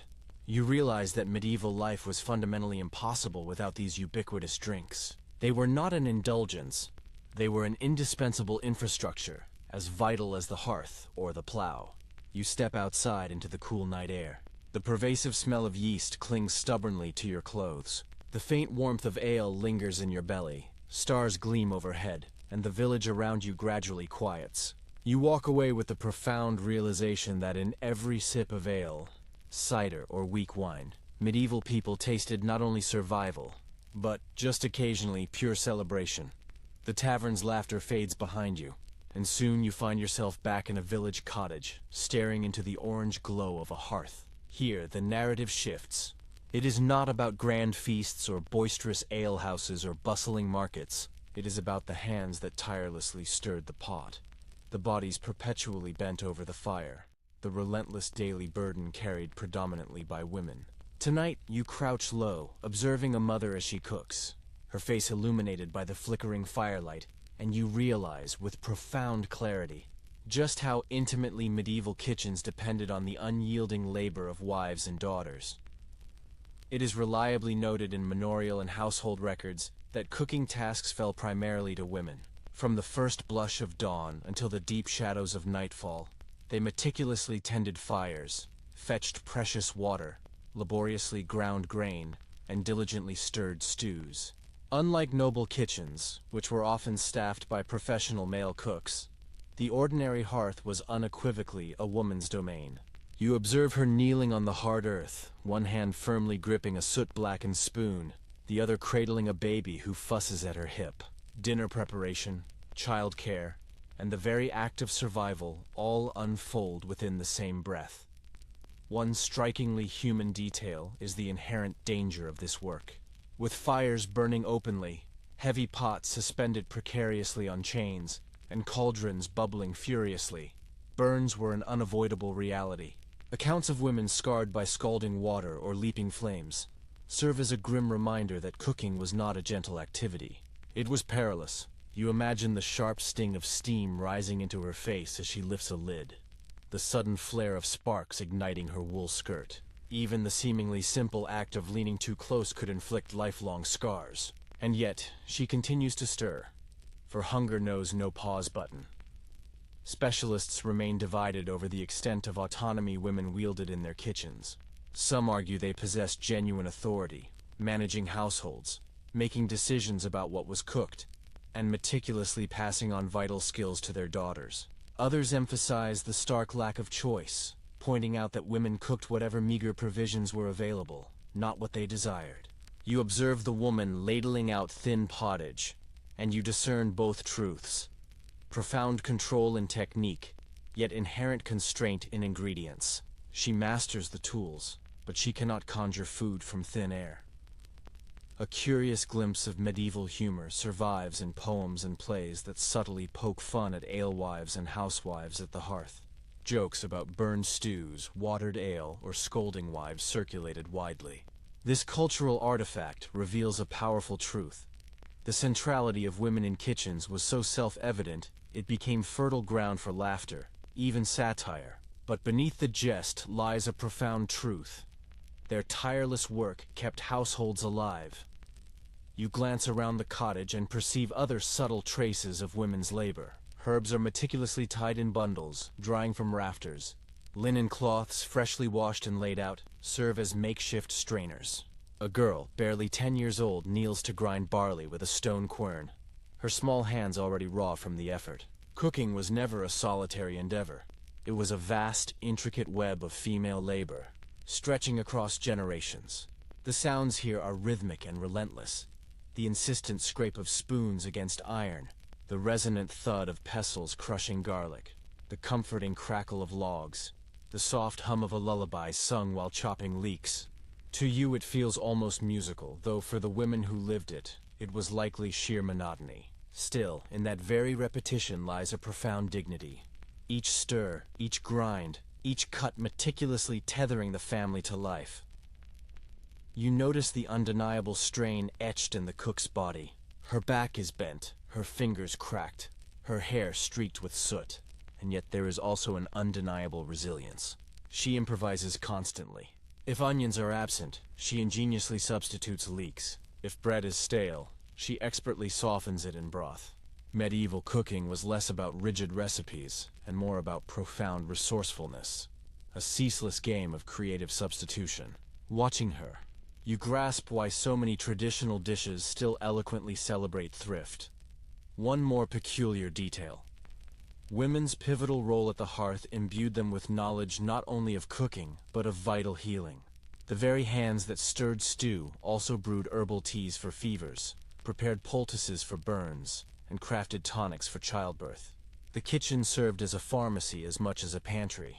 You envision her leaning over a pot, not with cabbage this time, but with sage and honey, whispering to her child that it will ease the cough. And when famine struck, the pressure deepened immeasurably. Mothers meticulously stretched meals further, boiling bread into soup, grinding weeds into flour, and sometimes, tragically, going hungry themselves to ensure their children ate. Chroniclers grimly note women fainting in fields from hunger, having relinquished their own portions. You picture her subtly slipping her spoon into her child's bowl instead of her own, smiling faintly as if she isn't hungry at all. Yet, despite the pervasive hardship, moments of profound joy flickered. On feast days, the very same hands that tirelessly stirred cabbage stew skillfully sculpted dough into delicate pastries, baked pies filled with herbs and cheese, or drizzled honey over sweet fritters. In those moments, the kitchen was not solely a place of drudgery. It was a vibrant space of celebration, of love, even of art. As the fire dims, the woman wipes her brow with her sleeve. Her family gathers around, bowls in hand. She ladles the stew, one portion after another, her own serving the smallest of all. You notice how no one thanks her aloud. The gratitude is silent, hidden in full bellies and quiet nights. But you sense it anyway. Without her, there would be no meal, no hearth, no survival. You step back into the cool night air, the smell of smoke and herbs clinging stubbornly to your clothes. And as you gaze at the stars, you realize that medieval cooking was not merely about ingredients or tools. It was about the bodies bent over fires, the women who endured burns and exhaustion to transform meager scraps into vital sustenance. Their names may be forgotten, but their labor is indelibly written in every bite of bread, every sip of broth, every life carried into the next dawn. You step out of the cottage, the faint smoke of a humble hearth still clinging to your clothes, and wander into the echoing hall of a town guildhouse. Here, the atmosphere is far from modest. Long tables stretch into the shadows, tapestries hang heavily on the walls, and the aroma is richer, spicier, more deliberate. Tonight, you will witness another compelling facet of medieval cooking. The professional guild cooks who fed not individual families, but institutions, hosting civic banquets and ceremonies where food became a bold declaration of power and social order. It is well preserved in municipal records that guilds, whether of merchants, weavers, or goldsmiths, regularly held elaborate feasts to mark anniversaries.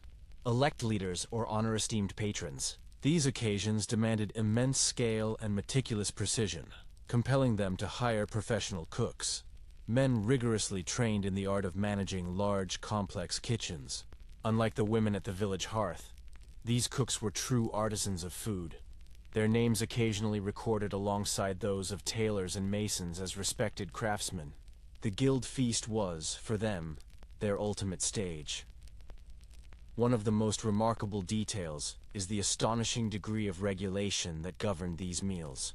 In some cities, specific ordinances meticulously spelled out precisely how much each guest was to receive. So many ounces of beef, so many loaves of bread, so much ale per head. The cooks consequently became master logisticians, not only ensuring fairness, but also dazzling with impeccable presentation. Imagine standing in a smoke-filled hall, hearing the measured clatter of knives as exact portions are carved, and realizing you are eating in a world where food is not only pleasure, but also a legally binding contract. And then comes a delightful oddity. Some guild cooks were renowned for creating extravagant showpieces.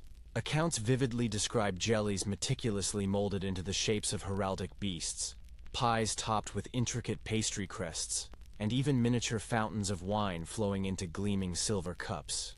These were not everyday meals. They were edible emblems of profound civic pride. You picture a hall filled with weary cloth merchants cheering as a pastry shaped like a lion is carried in, both dessert and mascot, all in one magnificent creation. Scholars still ponder whether the recipes employed at these feasts truly represented common medieval taste, or whether they were unique spectacles intended solely for display.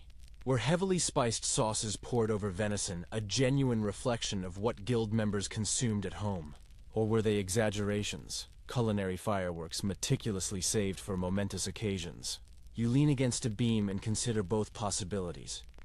The cook's ordinary skills elevated into rare performances, part art, part undeniable advertisement of the guild's considerable wealth. The kitchen itself is a maelstrom of activity. Large cauldrons bubble furiously with rich stews of beef and mutton, thickened with abundant onions and barley. Fires roar beneath spits, turning geese and rabbits. Apprentices dash frantically back and forth, fetching water, chopping herbs, wiping away sweat. The professional cook in charge barks orders, his voice cutting through the din with the authority of a captain at sea. The aroma is rich and layered, roasted meat mingling with the subtle sweetness of almond sauces, the sharp spice of ginger and pepper cutting through the inherent heaviness. You also note the judicious use of sugar, treated not as a casual sweetness, but as a precious material for sculpture. A towering mountain of candied almonds gleams invitingly on a table. Sugar paste has been painstakingly molded into miniature towers and castles, glazed with vibrant colors to shimmer under candlelight. It is pure theatricality, designed to elicit gasps of admiration before a single bite is taken. To consume sugar in such quantities is to, quite literally, consume wealth itself, for the price of sugar rivaled that of the most precious spices. In the hall, guild members gather, their voices rising in eager anticipation. Bowls of pottage arrive first, steaming, thick, and hearty. No feast could possibly commence without it. Then come platters of magnificent roasted meats, golden-crusted pies, and copious jugs of ale. The chatter grows louder, punctuated by hearty laughter and the resonant clang of mugs. Eating here transcends mere consumption. It is an act of profound solidarity, a performance of belonging to something far larger than oneself. There is a faint hum of politics permeating the air as well. Seats are meticulously arranged by rank, and the choicest cuts of meat are invariably presented to those of the highest standing. A carver carefully slices a roasted goose, offering the most exquisite morsel to the guild master, while lower-ranking members receive legs or wings. Every single bite subtly reminds diners of their precise place within the civic hierarchy. You observe this silent choreography and realize that food itself was a powerful language of social order. A curious aside, not every guild feast concluded in perfect harmony. Records hint at drunken brawls, heated disputes over portions, and even lawsuits lodged against cooks accused of shortchanging their employers.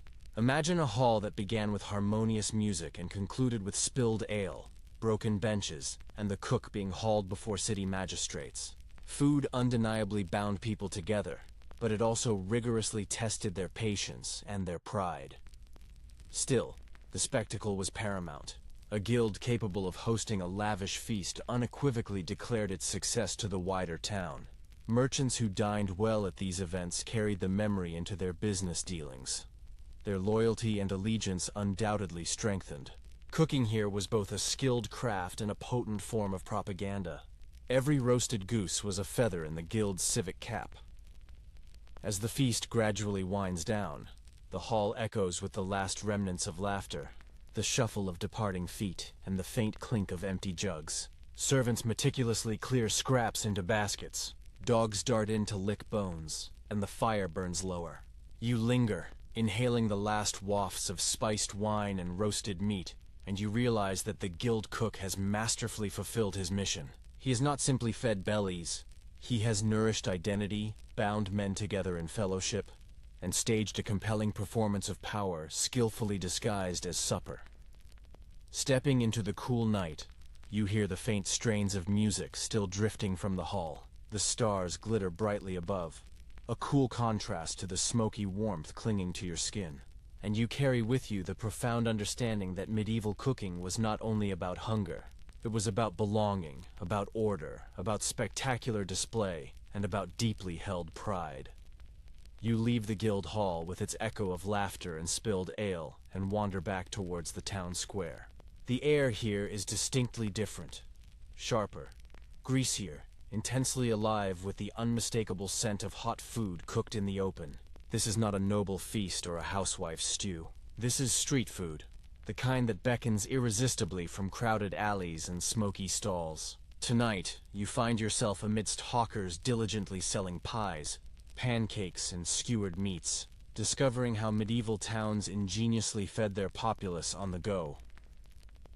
Records from bustling cities like London, Paris, and others unequivocally confirm that cooked food was widely available on the streets. Travelers, weary laborers, and apprentices lacking their own kitchens relied heavily on these ubiquitous vendors. Bakers sold savory pies generously filled with pork, beef, or even fish. Cooks meticulously set up booths to fry pancakes in rich animal fat. Brewers offered comforting mugs of hot ale, spiced with ginger or honey. This was convenience long before fast food became a modern phrase, an indispensable lifeline in a dynamic urban landscape. One curious little observation. In some places, official regulations strictly controlled what street vendors could sell. Authorities harbored legitimate fears of spoiled meat or fraudulent ingredients, compelling ordinances that required cooks to display their goods openly.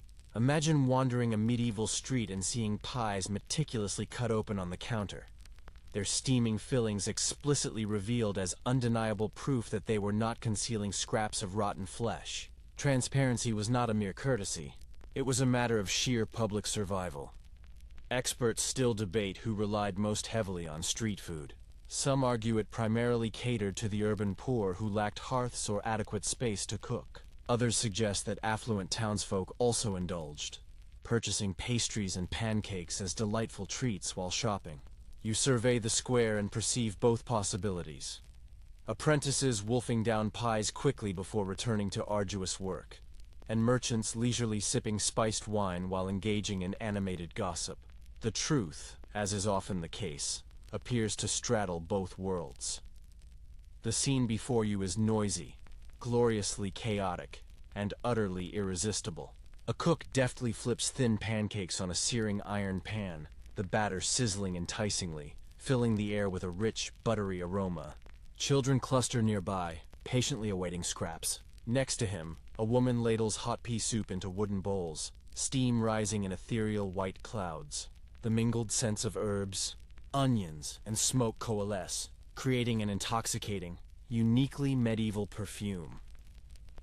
A particularly odd delicacy captures your attention. Pies shaped like coffins. No, not for the deceased. The term coffin referred to the remarkably thick pastry crust encasing meat or fish. These crusts were sometimes nearly inedible, serving more as robust containers than actual food. but their fillings were invariably rich and savory. You watch a vendor crack open one, releasing a gush of aromatic steam as eager customers lean forward, ready to dip their bread into the luscious gravy. You leave the dusty roadside fires behind and follow the insistent sound of creaking timbers and snapping sails. Before you stretches the expansive deck of a medieval ship, its ropes taut, its planks slick with salty spray. Here, the comforting hearth is conspicuously absent. The familiar road replaced by endless, rolling waves, and cooking must be entirely reinvented. Tonight, you are stepping into the cramped galley of a ship, where salted beef and rock-hard biscuit dominate, and every meal is a relentless battle against both gnawing hunger and the unforgiving sea. Maritime records make it unequivocally clear that seafaring diets were brutally plain. Sailors subsisted on salted meat, beef, pork, or fish, meticulously barreled and brined until it was almost indistinguishable from leather. Alongside it came ship's biscuit, a dense, exceedingly dry bread baked rock-hard to withstand months of arduous storage. These biscuits were so incredibly tough that sailors frequently had to soak them in broth or ale before they could even attempt to chew. Imagine lifting one to your teeth, only to feel it resist like unyielding wood. To soften it, you would diligently dunk, patiently wait, and then finally bite, feeling a profound gratitude even as you meticulously picked weevils from the crumbs. A peculiar, yet grimly fascinating, practice was the constant reuse of cooking water. On prolonged voyages, fresh water was an exceedingly scarce commodity, compelling kitchens or galleys to recycle the same brine to boil meat repeatedly. The flavor consequently grew stronger, saltier, sometimes nauseatingly so, but sheer necessity forced grim endurance. You picture a pot bubbling tirelessly in the corner of a rocking galley, the liquid visibly thick with days of use, sailors grimacing as they stoically raise their spoons. Experts remain divided on the true nutritional adequacy of ship diets. Some argue that salted meats and biscuits adequately sustained crews, providing essential calories and strength. Others point to widespread accounts of scurvy, severe malnutrition, and debilitating exhaustion, strongly suggesting that preserved food, stripped of freshness, progressively weakened sailors over time. You lean on the railing and vividly imagine both realities. One voyage where men sing robustly while chewing biscuit, another where swollen gums and aching joints indelibly mark every bite. The galley itself is tiny, claustrophobically squeezed into a corner of the ship. Fires at sea were inherently dangerous, so cooking was meticulously confined to iron boxes filled with sand, the flames tightly controlled. Smoke curled low, pressed down relentlessly by the wind. The pervasive smell is heavy: boiled beef, damp wood, wet rope, and always relentlessly salt, endless salt. A cook stirs a pot, bracing himself against the deck's violent lurch. Every single movement is a precarious negotiation with the sea's unpredictable power. Another oddity you cannot help but notice is the consistent use of ale or wine instead of water. Barrels of liquid consumed precious space, but they were demonstrably safer than stagnant water. Sailors drank weak ale daily, just enough to slake thirst. Stronger drinks, such as brandy, were carefully reserved for moments of fierce storms or rare celebrations, warming frozen bodies. You picture mugs being passed around after a safe landfall, the taste of ale sweeter than gold in that fleeting moment. And then there were the occasional precious small luxuries. Cheese, onions, and dried beans sometimes appeared in rations, offering a welcome respite from monotony. Sailors diligently caught fresh fish when they could, hauling them from nets over the side, their scales glittering brilliantly in the sunlight. A sudden, unexpected catch meant a true feast, the galley alive with sizzling fat and laughter louder than the waves. For one glorious night, the sea felt genuinely generous. Still, most days were defined by relentless monotony: biscuit, salt meat, a ladle of thin broth. The rhythm was as unvarying as the waves themselves. You hear the clatter of wooden bowls, the muttered complaints, the occasional weary joke at the cook's expense. Food fundamentally bound the crew together, not in joy, but in shared, unwavering endurance. Curiously, rank asserted itself even here. Officers frequently enjoyed superior meals. their dishes seasoned with spices or sweetened with precious sugar. Sailors glanced enviously as their captains dined on slightly softer bread or noticeably fresher meat. Even on the vast open sea, hierarchy unapologetically sat at the table. The sounds surrounding you sharpen, the insistent creak of rigging, the powerful slap of sails, the crash of waves against the hull. Below deck, spoons scrape against bowls, mugs clink against teeth. A sailor hums a melancholic tune, striving to drown out the endless, pervasive taste of salt. The smell of brine clings tenaciously to everything: clothes, skin, food. You feel it in your own nose, sharp and relentless. There's a darker note, too. Rations frequently spoiled. Meat went rancid, biscuits grew moldy. Sailors would ruthlessly cut away the worst parts, hold their noses and eat anyway. Hunger rarely afforded the luxury of refusal. Some diaries grimly describe maggot-ridden biscuits consumed in the dark, so men didn't have to witness what wriggled in their food. You shudder, but also marvel at the sheer stubbornness it required to chew, swallow, and persevere for another day. And yet, in the midst of that pervasive bleakness, camaraderie inevitably blossomed. Meals on deck signified shared hardship. Laughter was forced through grim bites. Stories were swapped, songs were sung, and for a brief, precious time, the monotony of the sea was broken by human warmth. A pot of stew, thin, salty, unappealing, still managed to gather men together. As you step back up to the deck, the wind sharply slaps your face, and the horizon stretches endlessly. The ship rocks rhythmically, the sails groan, and the indelible memory of biscuit and broth lingers in your mouth. You realize that cooking at sea was not about pleasure.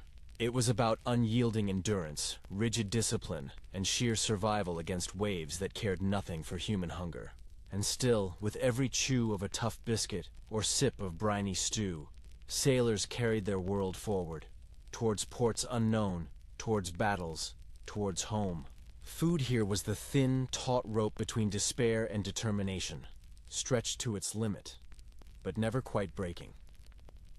The salty tang of the galley still clings to your nostrils as you step ashore, but your path does not lead you back to cozy hearths or bustling markets. Tonight, you are drawn to the darker, more dangerous side of medieval kitchens, the pervasive hazards that lurked wherever fire, boiling water, and iron tools converged. In an age before fireproof bricks, oven mitts, or even the fundamental concept of workplace safety, cooking was not merely exhausting labor. It was profoundly perilous, and the indelible scars of those dangers etched themselves into the bodies and memories of those who cooked. Household accounts and manorial court records make it abundantly clear. Fire was the ever-present, terrifying threat. With open hearths dominating the center of homes, sparks leapt freely from crackling logs. Thatched roofs above eagerly caught embers like tinder, and countless villages recorded entire rows of houses tragically lost to accidental kitchen blazes. Imagine sitting at supper when a stray spark ignites a bundle of straw stored too close. Flames racing faster than frantic buckets could douse them. Cooking, in an instant, could transform a simple meal into an utterly catastrophic event, all in a matter of heartbeats. A particularly vivid detail comes from harrowing descriptions of boiling accidents. Cauldrons large enough to feed a family or even an army hung precariously from chains or sat on unstable tripods above open flames. They tipped with alarming ease, and when they spilled, gallons of scalding broth surged across dirt floors. Children, tragically, often played too near, and court rolls occasionally document tragic deaths by scalding. You wince as you picture a servant stumbling, a pot swinging loose, and boiling fat splattering mercilessly across bare arms. Even a seemingly minor splash inflicted burns that would scar for life. Modern historians remain undecided about the true frequency of these accidents. Some argue that villagers, raised around fire from birth, became exceptionally adept at managing risk, and therefore suffered fewer mishaps than we might imagine. Others insist that the prevalence of scars, burns, and the numerous records of household fires unequivocally prove that danger was a constant companion. As you crouch near a hearth, you can feel both possibilities: practiced caution on one side, and ever-lurking insidious risk on the other. Oddly enough, Some kitchens employed their own primitive safety measures.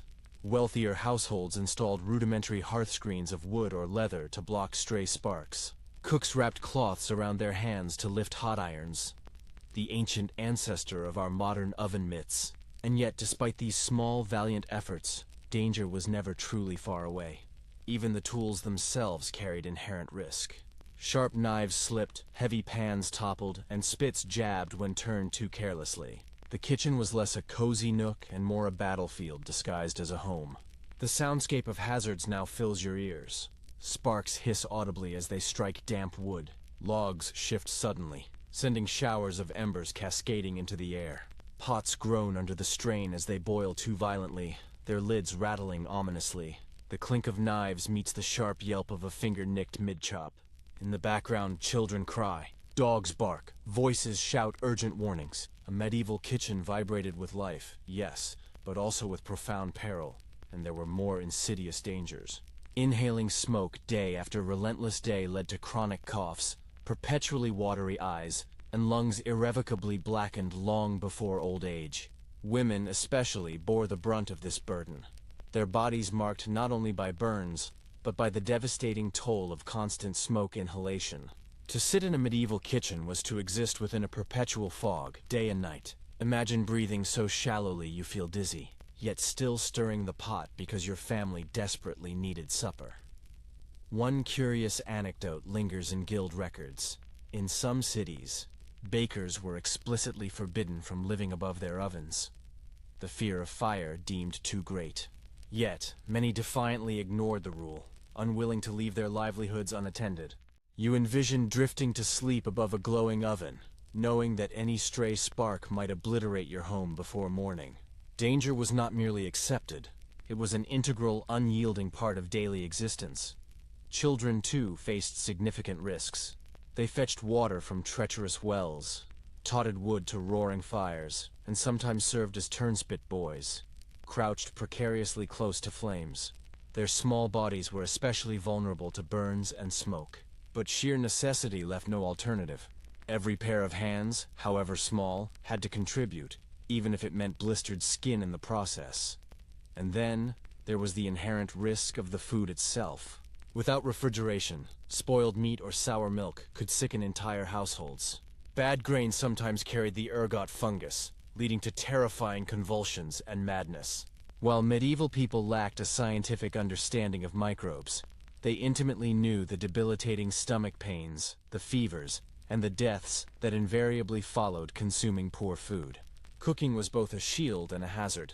It made food safer, but not always safe enough. The irony is striking. The very fire that symbolized warmth and life also relentlessly stalked families with danger.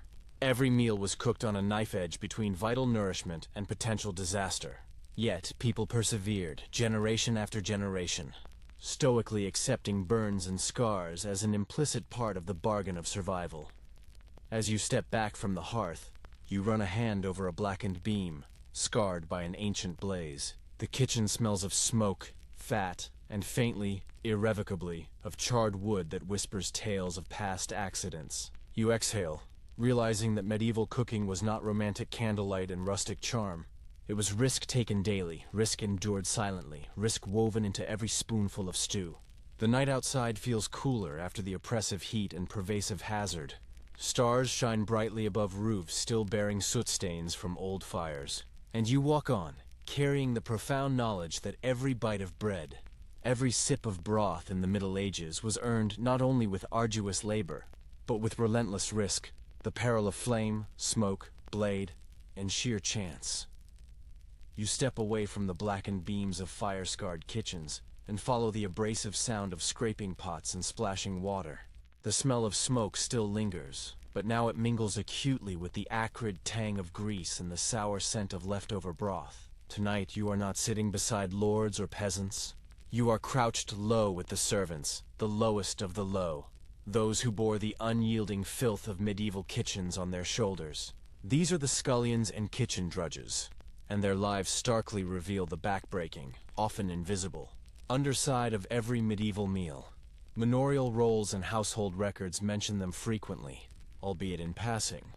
Boys or girls, sometimes as young as 8, tasked with the most arduous and unpleasant jobs. They hauled countless buckets of water, laboriously scrubbed greasy pots, meticulously plucked poultry until their hands blistered, and scoured rush-covered floors perpetually blackened with spilled fat. While noble guests admired glistening golden pies upstairs, these silent servants toiled knee-deep in grime below. If cooks were revered artisans, drudges were invisible shadows, necessary but rarely remembered. One grimly fascinating detail is the sheer, overwhelming volume of cleaning they confronted.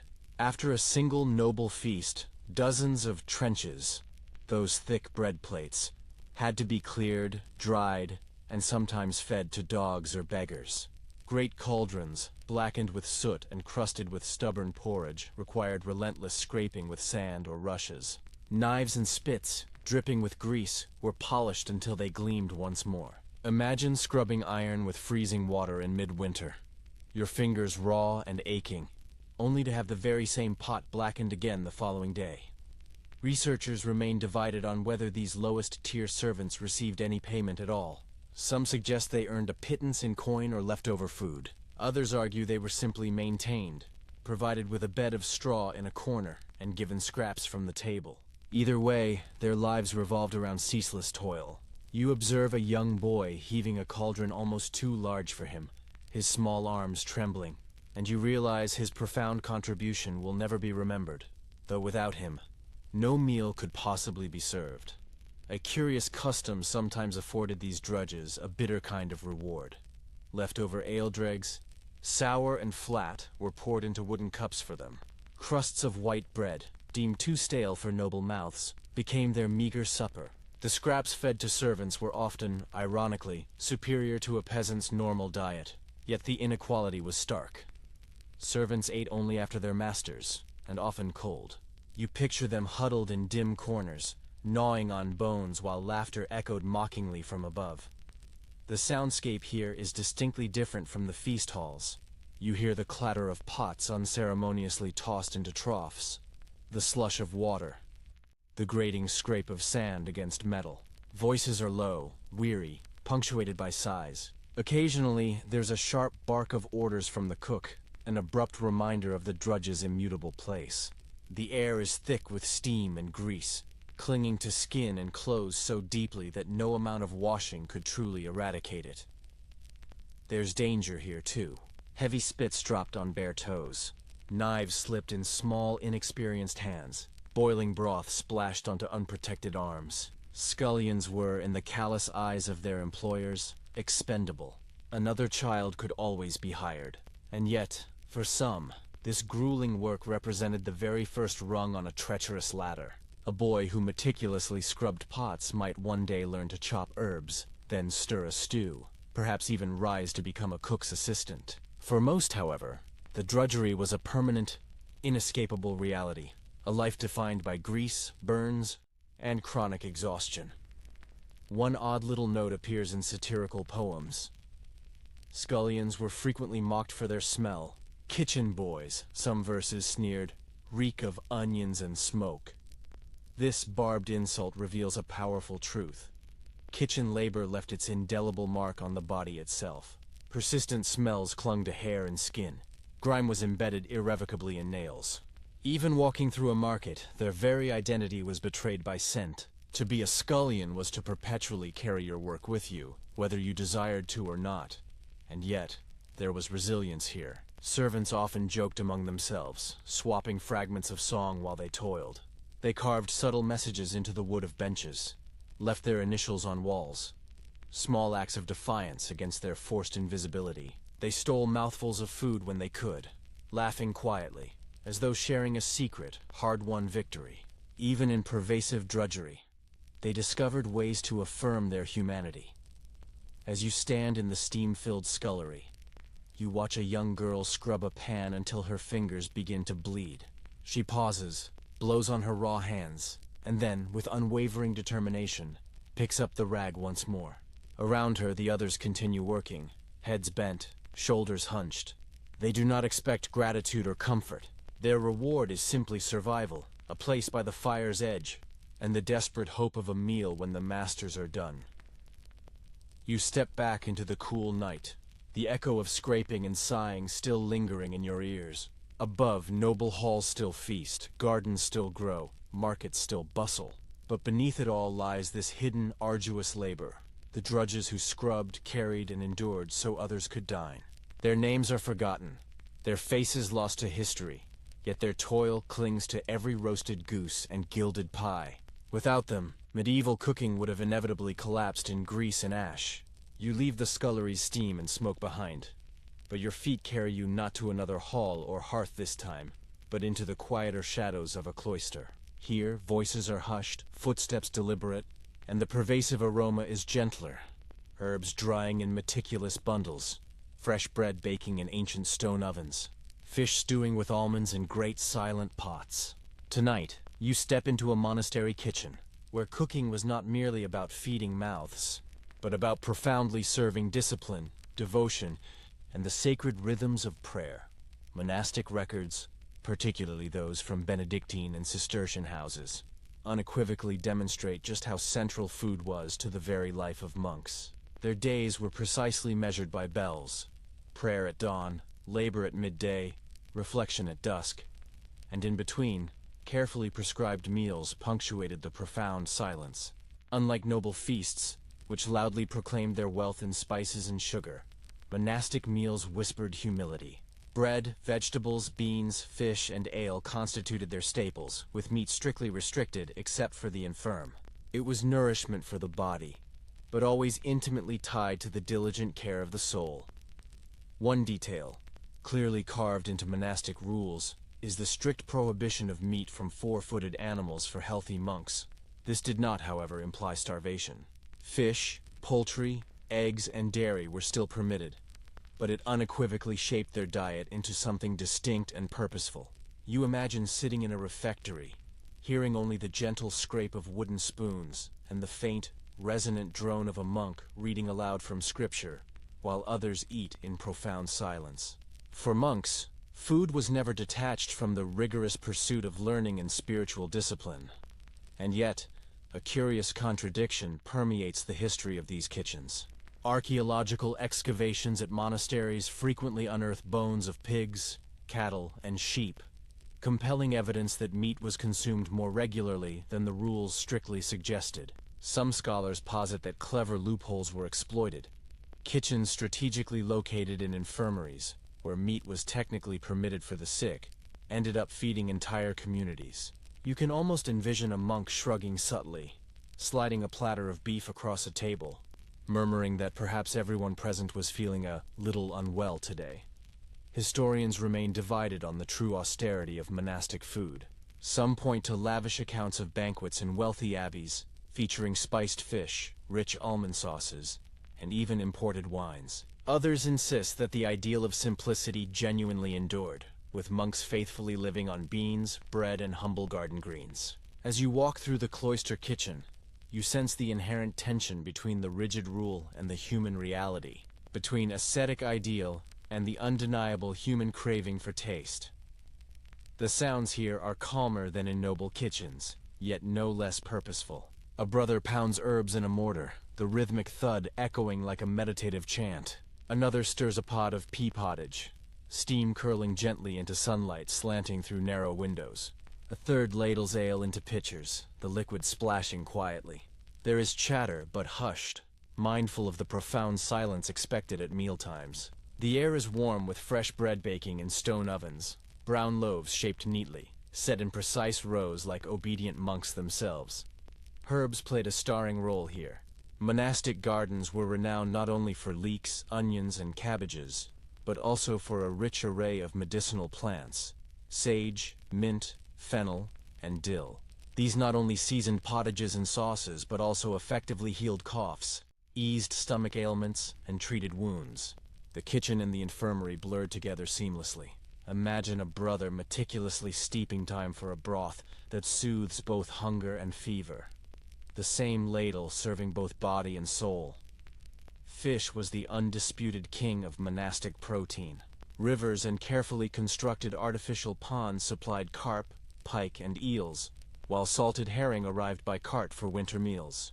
Almond milk was frequently employed to prepare fish stews, particularly during fasts when dairy was strictly restricted. The result was dishes that were both humble and elegantly refined, golden with saffron if the abbey was wealthy, plain but hearty if it was not. You picture a steaming bowl of fish in almond broth, fragrant and smooth, served to a refectory full of monks bent in prayerful silence. Oddly enough, the monks' unwavering insistence on regular meals, 2 a day for much of the year, 1 during stricter fasts, meant they often ate more steadily than peasants.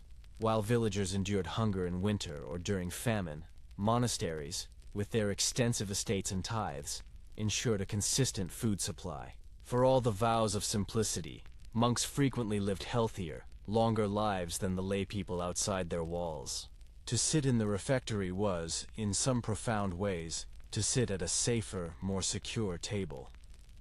A quirky glimpse comes from the tradition of pittance, extra food granted on designated feast days. These might include precious cheese, eggs, or even delicate pastries sweetened with honey. You imagine the quiet delight of monks on a saint's day, breaking from their usual austere fare to savor a small custard tart or a dish gently sprinkled with sugar. No boisterous cheers or loud laughter echoed, only serene gratitude, but beneath the discipline, joy undoubtedly flickered. The refectory itself is a solemn space. Long wooden tables stretch beneath vaulted ceilings. Each monk sits in meticulous order, no one speaking. As a designated reader recites from scripture at a lectern, you hear the gentle scrape of spoons, the faint clink of jugs, the soft rustle of habits shifting. The profound silence transforms eating into a form of meditation. Every bite is deliberate, every sip a poignant reminder of humility. For you, it feels otherworldly. Food is prayer, not performance, and yet contradictions persistently emerge. Chronicles describe abbots who dined privately on rich fare, or abbeys accused of indulgence that rivaled noble courts. Food reflected power even within walls purportedly dedicated to God.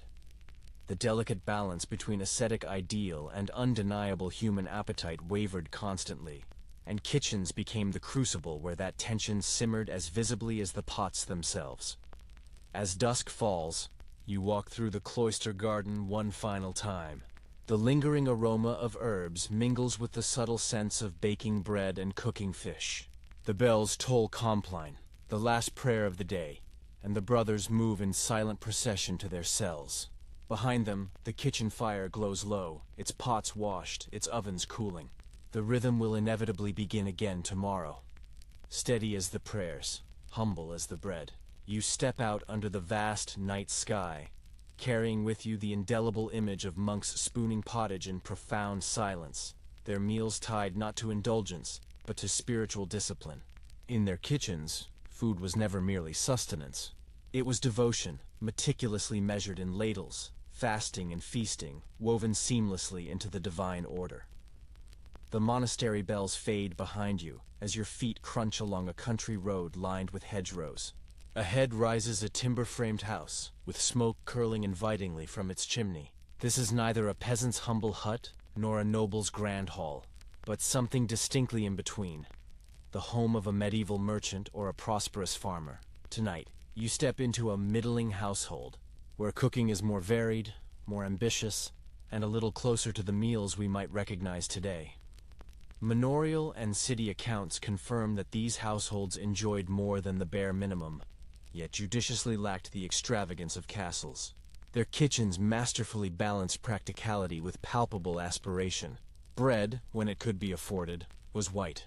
Meats appeared more frequently, and spices found their way into sauces in modest pinches rather than lavish handfuls. The food here reflects not just survival or spectacle, but a kind of hopeful comfort. A family subtly demonstrating to the world, and to themselves, that they had truly made it. One telling feature is the private oven, cleverly tucked into the corner of the kitchen. Unlike peasants who relied solely on communal bakehouses, prosperous families sometimes possessed their own bread ovens. They baked loaves weekly, the pervasive smell of fresh wheat bread drifting through the village, proudly announcing their prosperity to every passing nose. Imagine tearing open such a loaf, soft, pale crumb within, a crust crackling invitingly under your fingertips, while your neighbors gnawed their way through coarse rye. The bread itself was a quiet declaration of elevated status. A small but delightful custom emerges in the widespread use of dairy. Families of means could keep cows or goats, meticulously transforming milk into butter and cheese, not only for their own tables, but also for profitable sale. Butter, in particular, flavored dishes in ways that peasants rarely experienced. A pan hisses enticingly as butter melts, onions sizzling, transforming a humble stew into something demonstrably richer. That golden slick at the bottom of a pan unmistakably marked a household a distinct step above its poorer neighbors. Scholars remain divided on just how middle these meals truly felt. Some argue that middling families ate closer to peasants, with only occasional luxuries. Others insist they leaned towards noble habits, mimicking their betters with spice-laced sauces and multiple courses at feast times. You sit at their sturdy wooden table and discern the harmonious blend. A hearty cabbage soup, followed by a small, perfectly roasted hen, lightly sprinkled with pepper. Not extravagant, not meager, something balanced, aspiring upward. The kitchen is lively, yet notably not chaotic. A woman diligently stirs a cauldron over the hearth while her daughter kneads dough on a flour-dusted board. In the corner, a young boy churns butter, his arms aching as the wooden dash clunks rhythmically. A servant meticulously plucks feathers from a goose, tossing them into a basket, destined to be used later for pillows. The aroma is warm, savory, broth thickening, bread rising, herbs gently drying above the fire. One curious detail is the large crock of pickled vegetables resting against the wall. Prosperous families possessed both the means and the patience to meticulously pickle cabbage, carrots, and even garlic in vinegar, providing themselves with sharp, tangy flavors throughout the winter. A spoonful of pickled cabbage added a vibrant brightness to an otherwise heavy meat stew, a small luxury that also eloquently spoke of foresight and meticulous planning. The soundscape here is gentler than the bustling scullery or the grand noble hall. Dogs pad softly across the floor. Children chatter quietly. The fire crackles softly. Pots clink. Knives chop. Spoons stir. There is work, yes, but also a palpable sense of rhythm, of a routine that feels profoundly homely. The family gathers around the table, perhaps not as absolute equals, the father receiving the choicest piece of meat, but with markedly more comfort and balance than peasants could ever dream of. Oddly enough, this middle layer of society played a pivotal role in creating new culinary flavors. Cookbooks that survive from the period often reflect their specific tastes. Sauces thickened with breadcrumbs and flavored with parsley or sage. Pies generously filled with minced meat, apples, and raisins. Fritters dusted with precious sugar when the purse allowed. These were not everyday dishes, but they appeared often enough to unmistakably mark the household as neither starving nor extravagantly wealthy. You bite into a spiced meat pie in your imagination, the savory sweet filling surprising yet deeply satisfying. Another curious note. These households also brewed ale, but often in stronger batches than peasants could afford, having access to more malt. Their ale possessed body, warmth, and could even be sold to neighbors, transforming kitchens into small centers of community trade. You picture mugs clinking as neighbors drop by, gossiping animatedly while sipping the merchant's fresh brew. Food here was not only consumed, it actively circulated, strengthening social ties.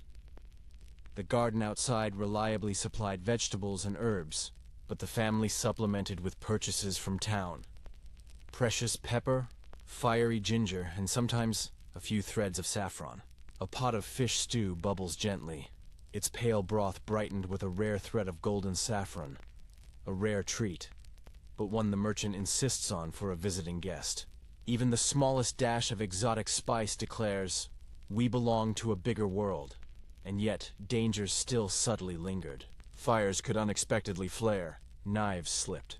Children could scald themselves. Rats and insects stealthily crept towards stores of grain and cheese, demanding constant vigilant watch. Despite their prosperity, the family lived close to the edge. One bad harvest, one failed trade voyage, and they could easily tumble back towards peasant life. Cooking in these homes carried not just flavor, but fragile hope. Each meal was a tangible sign that fortune still held steady. As evening settles, you sit at their table. Bowls of pottage arrive first, richer than a peasant's, but still comforting and familiar. Then comes roasted goose, carved meticulously, shared in generous slices. Bread is passed, butter spread thickly, pickled cabbage ladled out. Ale is poured, mugs clink, laughter fills the hall. Children squirm, dogs beg, and yet it feels warm, profoundly human, steadfast. Not noble luxury, not peasant struggle, but something beautifully, resiliently in between. The aroma of roasting meat and baking bread fills the rafters, lingering persuasively in your clothes. As you step outside, stars prick the sky and the house glows softly through its shutters. You walk away realizing that in medieval cooking, the middle mattered profoundly. These families ingeniously bridged extremes, blending survival with aspiration, meticulously shaping tastes that would slowly, over centuries, become the very foundation of modern cuisine. Cooking here was more than mere sustenance. It was a potent statement. We are not poor and not yet rich, but we are striving, and we are holding on. The merchant's hearth fades behind you, and your feet now follow the muffled sound of clinking bells, murmured prayers, and distant chanting. You find yourself entering the serene courtyard of a leper hospital on the tranquil outskirts of town, where charity kitchens simmer with pots of broth intended not for show, but for profound mercy. Tonight you stand at the edge of a very different medieval table, one where food was medicine, charity, and sometimes the only remaining act of dignity. Left to the sick and the poor, it is well recorded in monastic and civic accounts that hospitals in the Middle Ages were less like modern medical institutions and more akin to refuges, places where the ill, the impoverished, and weary travelers received essential care in the form of shelter, prayers, and crucially, food. Cooking here was shaped not by luxury or even typical household need, but by unwavering Christian duty. The pot in these kitchens represented compassion made edible, a spoonful of broth becoming both vital nourishment and a sacred sacrament. One detail that consistently emerges in these records is the heavy reliance on gruels and broths. The sick could rarely manage heavy bread or salted meat. Consequently, kitchens specialized in thin porridges made from oats or barley, often enriched with herbs believed to possess healing powers. Picture a bowl of steaming oat gruel, delicately flavored with sage to soothe the stomach, fennel to calm coughs, or mint to ease digestion. Each sip was not only food, it was fundamentally treatment, and yet, here comes a quietly intriguing twist. Some hospitals gained renown for preparing surprisingly good meals, generously funded by wealthy donors eager to conspicuously display their piety. Chroniclers describe roast meats, fresh fish, and even sweet custards served on feast days to patients. Imagine lying on a straw bed feverish and suddenly being handed a cup of spiced wine or a slice of custard tart. For a fleeting moment, illness felt less like punishment and more like a privileged participation in God's abundant grace. Historians remain divided on how widespread this generosity truly was. Some argue that charity kitchens regularly fed people with decent, substantial food. Others believe such accounts reflect only rare, exceptional occasions, with most patients subsisting on watery broth and stale bread. You stand in the smoky kitchen, hearing both possibilities. A pot of barley gruel bubbling endlessly, and beside it, a tray of honey cakes brought out on a saint's day. Mercy was inconsistent, but it unequivocally existed. The sounds here are quieter than the clamorous noble halls, humbler than the bustling market stalls. You hear the gentle scrape of ladles against cauldrons, the soft, intermittent coughs of patients patiently waiting, the murmured prayers of nuns as they stir herbs into boiling water. The pervasive smell is pungent: rosemary, sage, garlic steeping in broth. Garlic especially was highly prized, believed to actively drive out sickness, its sharp scent filling the air like an invisible shield.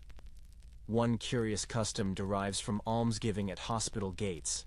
On certain designated days, kitchens prepared extra bread and pottage to distribute to the poor waiting patiently outside. Long lines of beggars stretched down the road, bowls in hand, as the cook carefully ladled thin stew into each one.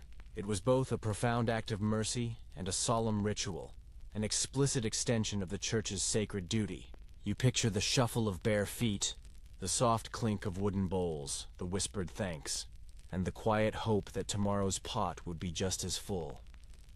Inside, the patients eat slowly, bowls delicately balanced on their laps. Some are too weak to lift spoons, so compassionate attendants feed them gently. Others nibble at bread, meticulously softened in broth, their hands trembling. The silence is heavy yet not despairing. Food here is not merely calories. It is profound comfort, tangible proof that someone sees you, someone cares enough to stir a pot specifically for you. Oddly enough, medieval medical theory shaped these meals as profoundly as charity did.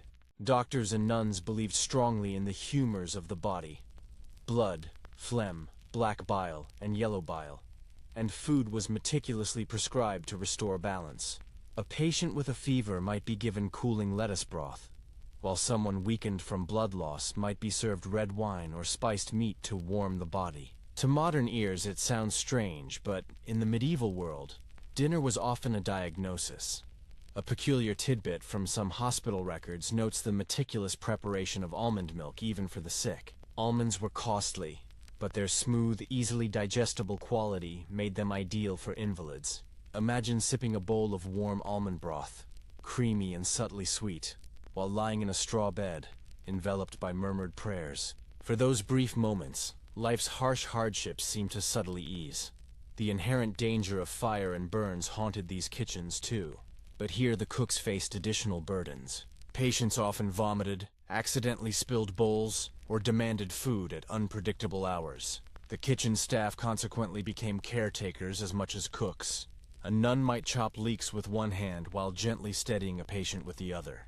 Compassion blurred seamlessly into arduous labor, and labor blurred inevitably into exhaustion. Yet, there were moments of pure grace. Feast days transformed the refectory into a place of genuine celebration, even for the sick. Porridge gave way to savory meat pies, thin ale to spiced wine, watery stews to honeyed custards. For a few precious hours, patients feasted like nobles, and the kitchen rang with laughter instead of coughs. You imagine the sheer joy of biting into a sweet fritter after weeks of broth, the profound smile spreading across a tired face. And then, when the feast concluded, life returned to its comforting simplicity. Barley gruel, rye bread, thin ale. But even in its plainness, that food mattered profoundly. It was survival, dignity, and charity inextricably wrapped together. You can almost taste the faint sweetness of honey drizzled into gruel, a small mercy in a world that often offered none. As you leave the hospital kitchen, the lingering smell of herbs and broth follows you out into the night. Behind you, voices murmur prayers, ladles scrape pots, and bowls clink softly. Ahead, the town lies quiet, its streets empty. And you carry the thought with you that medieval cooking was not only about feeding the strong or entertaining the powerful. It was also about tenderly caring for the weak, the poor, the forgotten. Food in these kitchens was never grand, rarely rich, often meager. But it was profoundly infused with compassion, with the deeply held belief that to feed someone was to serve God himself. And perhaps, in its very simplicity, this was the most profound cooking of all. You step away from the charitable hush of the hospital and into a far more raucous setting. The road ahead winds upward to a formidable castle, perched commandingly on a hill, its massive stone walls looming against the twilight sky. Inside, the kitchens roar, not with the quiet discipline of monks or the weary sighs of scullions, but with the thunderous intensity of preparation for a feast of immense political consequence. Tonight, you enter the world of banqueting diplomacy, where every roasted swan and gilded pie carries not only exquisite flavor, but also potent messages of alliance, rivalry, and undeniable power. Court rolls and chronicles unequivocally confirm that medieval rulers deliberately utilized banquets as powerful tools of politics. A king's feast was never merely about satisfying hunger. It was about dazzling visiting nobles, profoundly impressing foreign ambassadors, and binding vassals with the potent glue of shared abundance. The meal itself transformed into a grand stage where crucial alliances were negotiated between courses. and where the calculated absence of a dish or the precise placement of a guest spoke with far greater eloquence than mere words. One fact that leaps from the records is the staggering scale of these events. At coronations or royal weddings, kitchens meticulously prepared hundreds of dishes, oxen roasted whole, fountains of wine flowing continuously, custards and pies meticulously lining tables in glittering, extravagant rows. You picture a hall illuminated by hundreds of flickering candles, smoke curling dramatically in the rafters, the air heavy with the intoxicating sense of roasting meat, exotic spices, and costly perfumes. The roar of voices and the insistent clink of goblets is deafening. This is less a supper than a resounding symphony of status. A strange, but utterly fascinating detail emerges in the practice of disguising food as something else, known as subtleties. These dishes could be ingeniously crafted to resemble castles, saints, or heraldic beasts. A pie might cunningly conceal a live bird that would dramatically fly out when cut. Sugar paste was meticulously sculpted into knights or angels, dyed with vibrant colors to truly dazzle. Guests gasped, applauded, whispered in awe. It was edible theater, explicitly designed to both impress and subtly intimidate. You imagine the ripple of excitement through the crowd as a roasted peacock is served, its feathers meticulously reattached, its body shimmering with delicate gold leaf. Historians still debate whether these extravagant dishes were genuinely consumed or primarily admired. Some argue that subtleties were largely symbolic, carried in, displayed, and then discreetly whisked away before being eaten.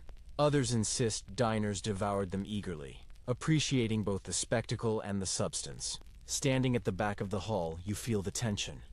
Do you bite into the sugar castle, or leave it as an ephemeral memory? Either way, the message is unmistakably clear. Wealth and power can be cooked into a strikingly visible form. The kitchen beneath this grand spectacle is a furious storm. Spits turn continuously with venison, wild boar, and various fowl. Cauldrons boil fish stews for those meticulously adhering to fasting rules. Ovens bake custards, richly sweetened with sugar and delicately spiced with cinnamon. Cooks bark urgent orders. Apprentices run frantically with trays. Dogs dart between legs, ceaselessly scavenging for scraps. The noise is relentless. The heat is staggering. The aroma is intoxicating. Roasted flesh, saffron-dyed sauces, honey-glazed pastries. You almost feel drunk on the sheer perfume alone. Another curious custom. Place settings themselves were profoundly symbolic. Nobles received white bread trenches, finer and softer, while lesser guests ate from coarser, darker loaves. The closer one sat to the high table, the better one's food, the finer one's cup, the more exquisitely spiced one's dish. Seating was not merely about comfort. It was a visible map of favor and power. Imagine the quiet envy of a knight served plain mutton while his lord dined on gilded swan. You watch as the dishes arrive in a magnificent procession. Trumpets blast. Servants carry platters aloft. Voices hush expectantly. Each course is announced like a royal proclamation. First come stews, thick with rich almonds, then pies, generously filled with venison and prunes, then roasted cranes and peacocks, followed by an array of sweets and elaborate subtleties.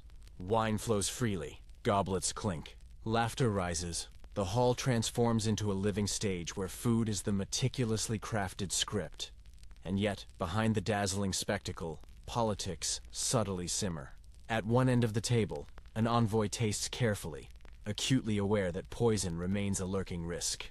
At another, two nobles whisper conspiratorially over their trenches, negotiating land or marriage alliances. Every single bite is layered with profound meaning. You realize that food here is not neutral. It is a weapon, a bribe, a promise, and a threat, all simultaneously. A peculiar tidbit comes from descriptions of mess dining, where groups of 4 or 6 shared a single platter. Each group was responsible for dividing portions fairly, fostering both camaraderie and potential tension.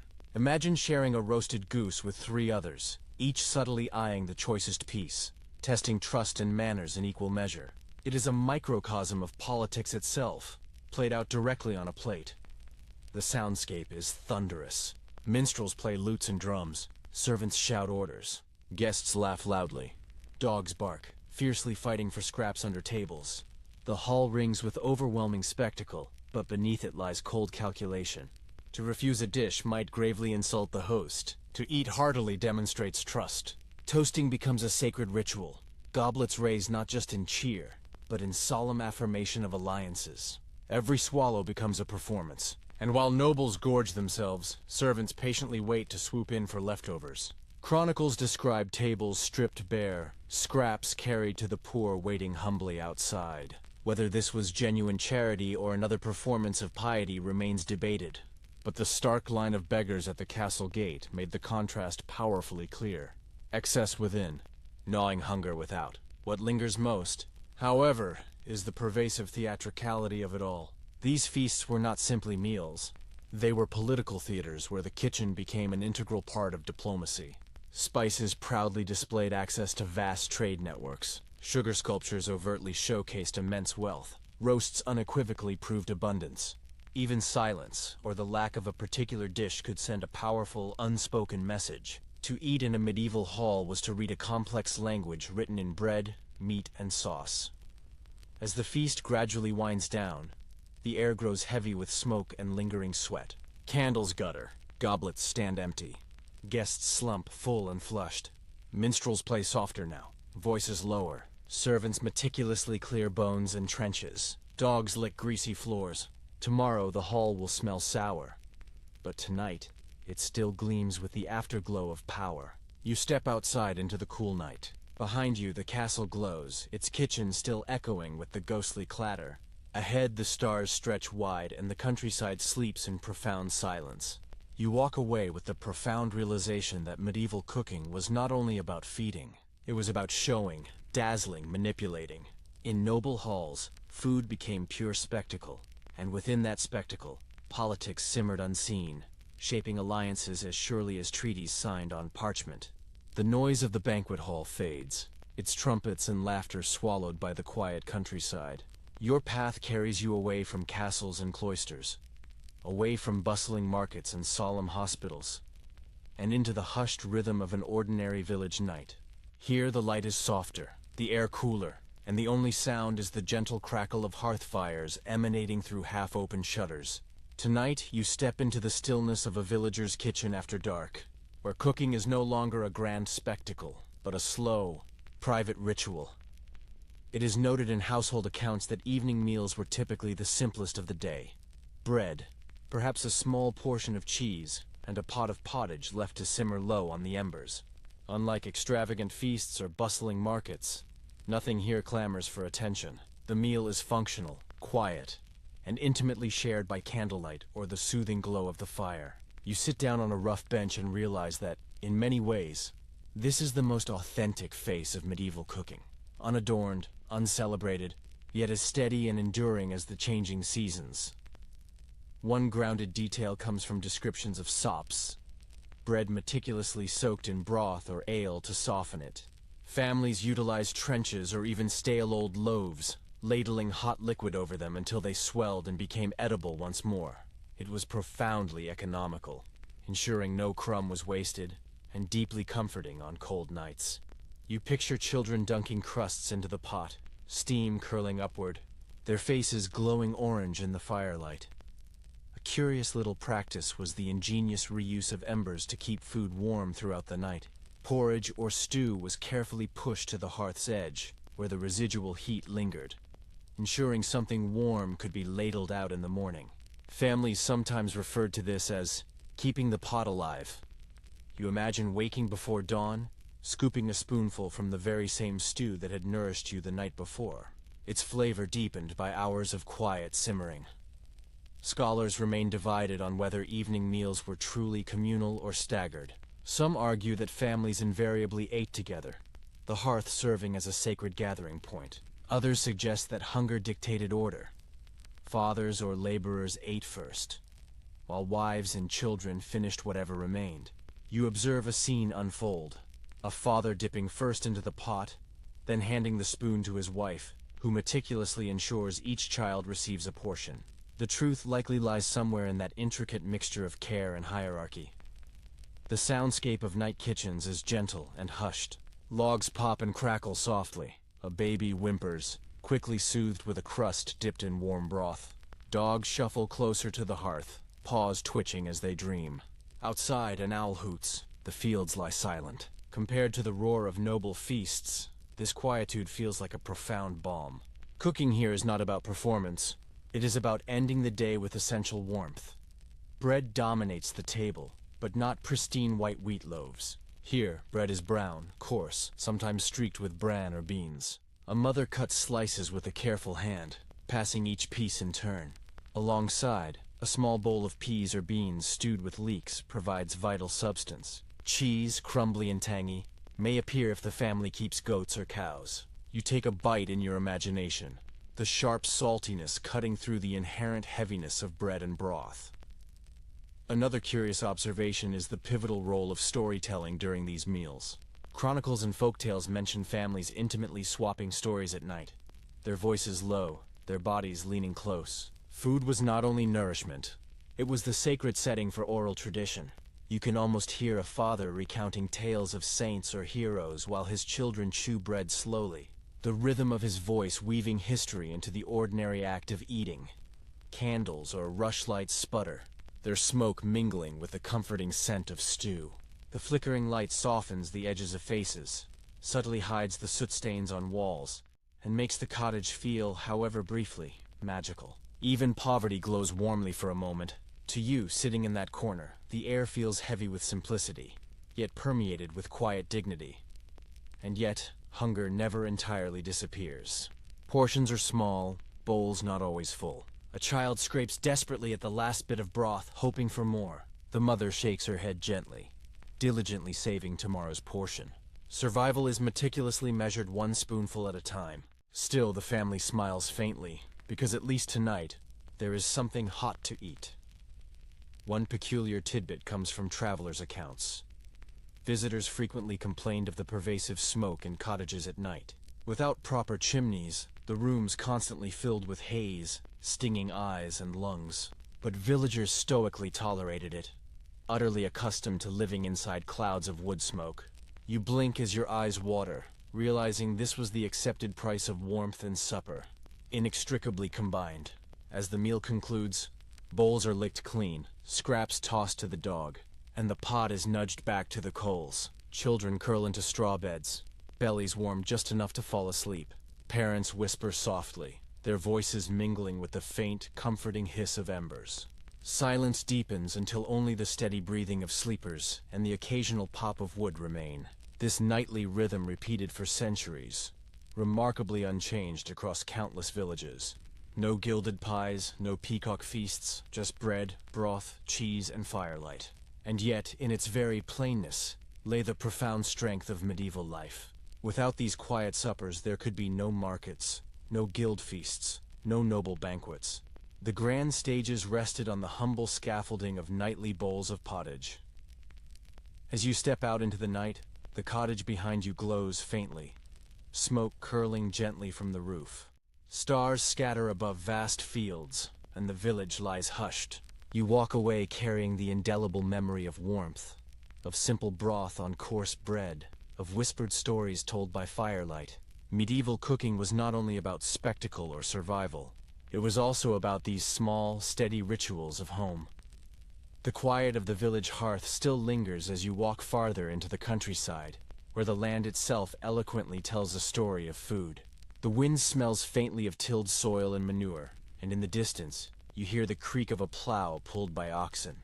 Tonight, your path leads not into a kitchen, but into the open fields where farming and food production began, long before pots and pans transformed it. For without the fields, no hearth, no banquet, no market could truly exist. Cooking in the Middle Ages started fundamentally with the soil. It is firmly recorded in manorial accounts and agricultural treatises that most medieval people subsisted directly from the land. Grain was king, oats, barley, rye, and where feasible, wheat. These grains became bread, pottage, and ale, the indispensable staples of everyday diet. Every autumn, harvest time was a frenetic burst of activity. Men cutting, women gleaning, children tirelessly carrying sheaves. A family's very survival through winter hinged precariously on these few crucial weeks. Imagine the fields humming with the rhythmic swish of scythes, the air thick with the wholesome smell of ripe grain, the sounds of laughter mingled with palpable anxiety. One strikingly curious detail is the profoundly communal nature of farming. Villages operated on the open field system, where long strips of land were worked by different families, but shared in a meticulous rotation. No fences rigidly divided them. Cooperation was absolutely essential. Families actively helped each other with plowing and sowing, and the ingrained rhythm of planting and harvesting inextricably bound communities together. You picture men trudging side by side behind plows, their breath steaming in the cool air, while women scatter seed in wide, graceful arcs across the rich soil. Food production was less an individual effort and more a collective, harmonious choreography. Scholars continue to debate the true efficiency of this system. Some argue it was wasteful, leaving land fallow too often. Others insist it was remarkably sustainable, diligently protecting the soil from exhaustion and ensuring everyone possessed a vital stake. As you stand in the windswept field, you discern both aspects: the potential frustration of slow progress, yet the profound relief of shared survival. The soundscape of agriculture is steady and inherently rough. Hooves thud into mud, plow blades scrape against stubborn stones, sickles swish rhythmically through stalks, carts rattle under the immense weight of sheaves. Voices rise in calls across the fields, punctuated by the barks of dogs guarding livestock. It is not glamorous, but it is, undeniably, the pulsating heartbeat beneath every medieval meal. Grain was not the only crop. Beans, peas, cabbages, and onions filled gardens and fields, diligently supplementing diets. Turnips and parsnips provided essential bulk, while leeks thrived in damp soil.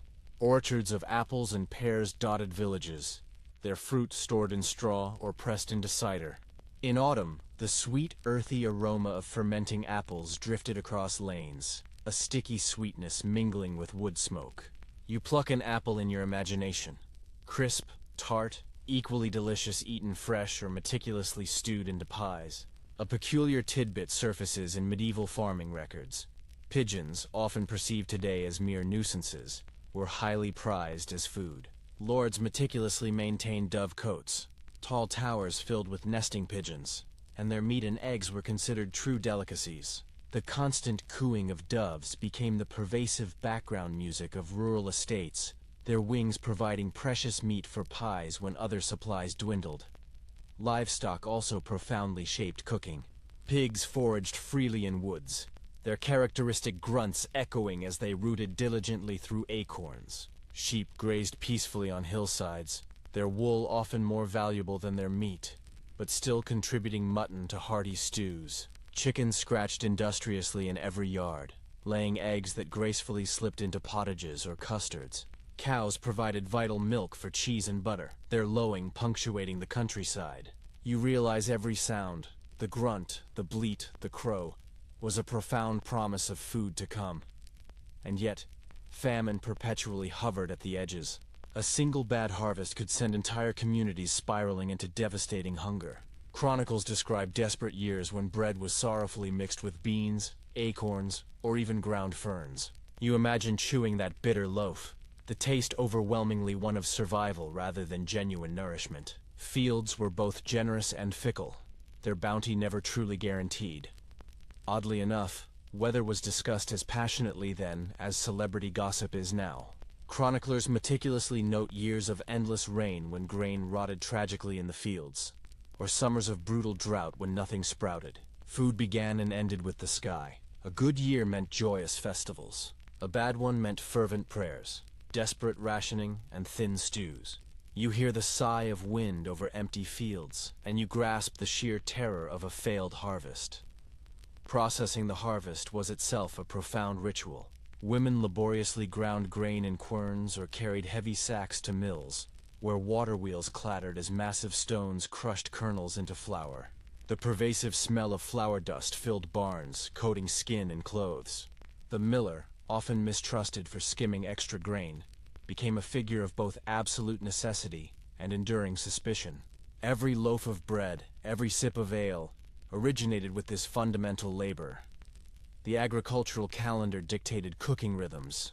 In spring, pottages brimmed with fresh greens, sorrel, spinach, leeks. In summer, fruit and fresh fish abounded. In autumn, pork from newly slaughtered pigs filled pots, often paired with apples and herbs. In winter, dried beans, salted meats, and pickled vegetables dominated.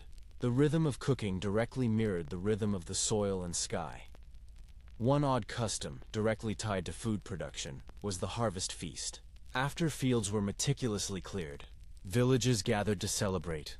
Bread baked from the first precious grain, ale brewed from the first malt, meat roasted from freshly slaughtered pigs, all generously shared in communal joy.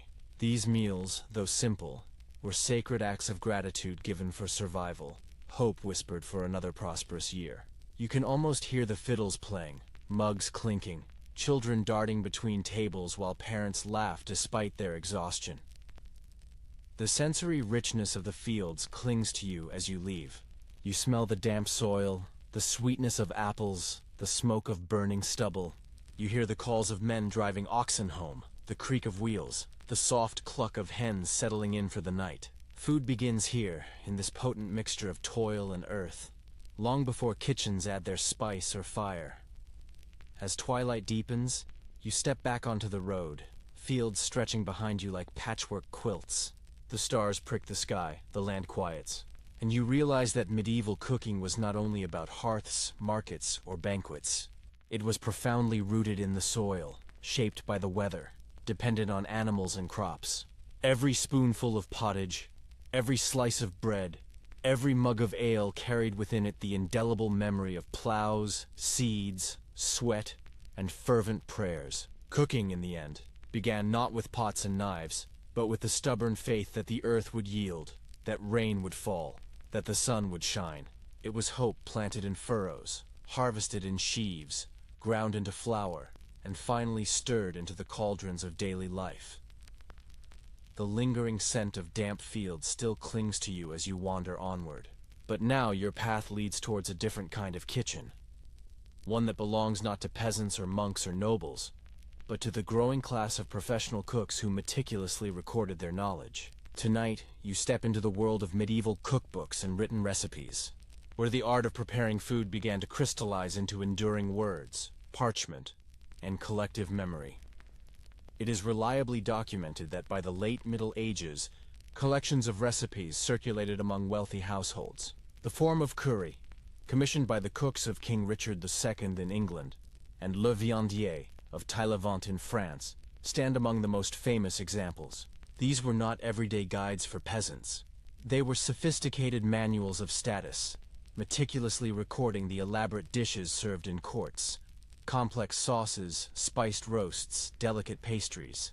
Crucially, recipes were not precise instructions, but rather reminders for highly trained cooks who already possessed a profound mastery of their craft. Imagine flipping through a manuscript and encountering, "Take hens, boil them, add almonds and sugar, and serve." No measurements, no cooking times, only subtle hints for the truly skilled. One oddly charming detail about these manuscripts is their frequent emphasis on color, often as much as taste. Recipes meticulously instruct cooks to dye custards green with parsley, turn sauces red with sandalwood, or gild pies with precious saffron and real gold leaf. You envision a court kitchen where cooks stir pots of rainbow-colored foods, each vibrant hue a bold sign of extravagant wealth. To medieval diners, taste was merely one part of the grand spectacle. Appearance mattered just as much. Historians continue to debate who actually utilized these books. Some argue they were practical tools for royal cooks, meticulously written to preserve culinary traditions. Others believe they served more as symbols of prestige, proudly displayed in noble libraries to demonstrate refinement. Perhaps both interpretations hold truth. Cooks consulted them in smoky kitchens, while lords boasted of owning them without ever lifting a ladle. You picture a nobleman proudly showcasing his leather-bound recipe book to a guest, even though he himself could not roast a chicken. The soundscape of this world is distinct from the hearth or grand hall. You hear the rhythmic scratch of quills on parchment, the gentle rustle of pages, the murmured dictation of cooks translating action into enduring words. Pots still bubble nearby, knives still clink, But in the corner, knowledge is being meticulously preserved. The earthy smell of ink mingles with the rich aroma of stewing meats. A strange but profound combination, where the ephemeral world of taste encounters the permanence of text.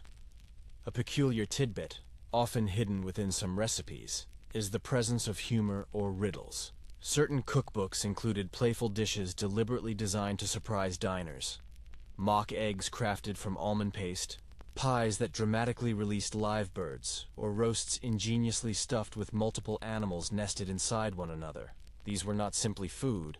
They were elaborate jokes, mischievous pranks, full-blown performances. You laugh softly, imagining the moment a guest cuts into a pie expecting venison, and instead finds pigeons fluttering wildly across the hall. Another fascinating element is the seamless blending of medicine and cookery. Many manuscripts meticulously list foods with healing properties: fennel to cool the body, ginger to warm it, almonds to soothe. The line between recipe and remedy blurred constantly. A cook's paramount job was not solely to please taste. It was to balance humors, to heal as much as to nourish. You imagine a recipe for chicken broth carefully described as suitable for them that are weak of stomach, both a dish and a precise prescription. But these books also starkly reveal the immense gap between social classes. The recipes unequivocally call for saffron, ginger, sugar, and almonds, ingredients utterly out of reach for ordinary villagers. To read them is to step into a parallel world of profound privilege. While peasants chewed dark bread, nobles meticulously followed parchment instructions for gilded custards. You sense the inherent tension. Written words captured luxury, while unwritten traditions carried the burden of survival. The kitchens that birthed these books were intensely alive with sound and sweat. Apprentices laboriously ground almonds into paste, stirred cauldrons of spiced wine, and plucked geese by the dozen. The master cook, quill in hand, dictated to a scribe, "Take this and add that, and stir until it be enough." No rigid precision, because true precision resided in muscle memory, in senses honed by years of relentless labor. The manuscript was a mere skeleton. The vital flesh lived in practiced execution. One quirky note is how these recipes disseminated. Some were meticulously copied by hand, traded as precious gifts between noble households. Others traveled across borders, introducing French culinary sources into English kitchens or Italian custards into northern feasts. Food became a form of culinary diplomacy, recipes gracefully crossing languages and lands long before the advent of printed cookbooks. You can almost envision a cleric laboring by candlelight, copying a recipe for almond tart from a French manuscript into English, the ink blotting slightly as he struggles to translate saffron into familiar words. And then there is the profound question of memory. For the vast majority of people, recipes lived primarily in minds, not on parchment. Mothers taught daughters, cooks diligently taught apprentices. Hands showed hands. The manuscripts we possess are rare, fragile survivors of a world where taste was inherently ephemeral. You realize that for every recipe meticulously written down, dozens more vanished into smoke, into tongues, into forgotten hands stirring forgotten pots. The sensory world of these books remains remarkably vivid even now. Imagine flipping a page and smelling saffron even centuries later, because the cook who wrote it last did so with fingers stained golden. Imagine detecting subtle grease marks on parchment. Undeniable proof that the book lay open in a smoky kitchen while broth splattered across the margins. The words themselves carry scent and stain, tangible traces of meals long gone. Scholars still vigorously argue whether these recipes truly reflect actual medieval taste or merely exaggerated ideals. Did people genuinely crave sugar-laden meat stews? Or were these dishes rare curiosities reserved for display? Did cooks follow the instructions with exactitude? Or were they improvisations elegantly dressed in fine words? You lean closer to the manuscript in your imagination, feeling the powerful pull of uncertainty. Every recipe is both compelling evidence and tantalizing mystery, revealing just enough to make you hungry, yet never enough to allow you to fully taste. As night deepens, you leave the scriptorium, the smell of ink and parchment gently fading. Outside, the world returns to earthier sensations. Wood smoke, damp soil, fresh bread cooling on a shelf. But you carry with you the profound knowledge that medieval cooking was not only lived, it was meticulously written, diligently remembered, and carefully preserved. The cookbooks transformed fleeting flavors into lasting words, allowing us to glimpse not only what they ate, but how they truly dreamed about food. And you realize something profoundly important. In every gilded custard or almond tart recipe, there exists an unbroken bridge across centuries. The scribbled words in those manuscripts allow you, centuries later, to taste with your imagination the strange, spiced, colorful world of a medieval kitchen. Cooking became not just survival or spectacle, but memory itself, inked, preserved, shared. The smell of parchment and saffron lingers faintly in your imagination as you step back out into the open night. Your journey has carried you through hearths and halls, markets and monasteries, fields and ships. And now, as the medieval world quiets around you, it is time to consider the enduring legacy of it all. Tonight, you stand at the threshold of modernity, contemplating the profound inheritance of medieval kitchens and how their ancient methods still echo unmistakably on our tables.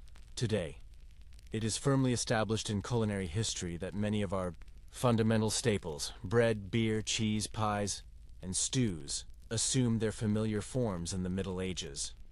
The techniques may have been rudimentary compared to modern ovens and mixers, but the foundational principles were unequivocally laid here.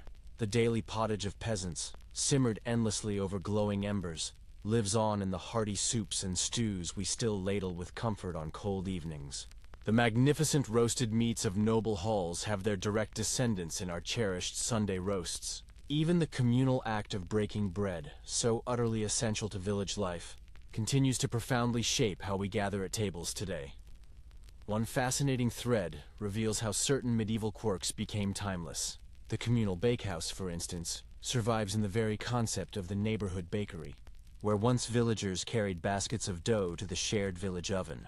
We now stroll to local bakeries for fresh loaves, expertly baked by others. The ingrained habit of dyeing foods with saffron or herbs persists in our contemporary desire for visually appealing food presentation. No longer is it gold leaf on swans, but vibrant, colorful garnishes on plates. The theatrical impulse never truly left us. It simply traded grand castles for sophisticated restaurants. Scholars continue to debate how much of medieval taste we would genuinely enjoy today. Some argue that the heavy use of spices and the bold, sweet, savory blends would unequivocally shock modern palates. Others point out that dishes like spiced cider, meat pies with fruit, or almond-based desserts feel remarkably familiar and appealing. You imagine sitting down to a medieval table and encountering both profound comfort and surprising novelty. Pottage, warm and recognizable, yet venison sweetened with sugar, leaving you momentarily puzzled. Perhaps the greatest legacy is this inherent tension. Food is both enduring continuity and constant, subtle change. The sensory echoes are undeniably strong. When you savor a hunk of crusty bread, you are not far removed from a peasant breaking his coarse loaf.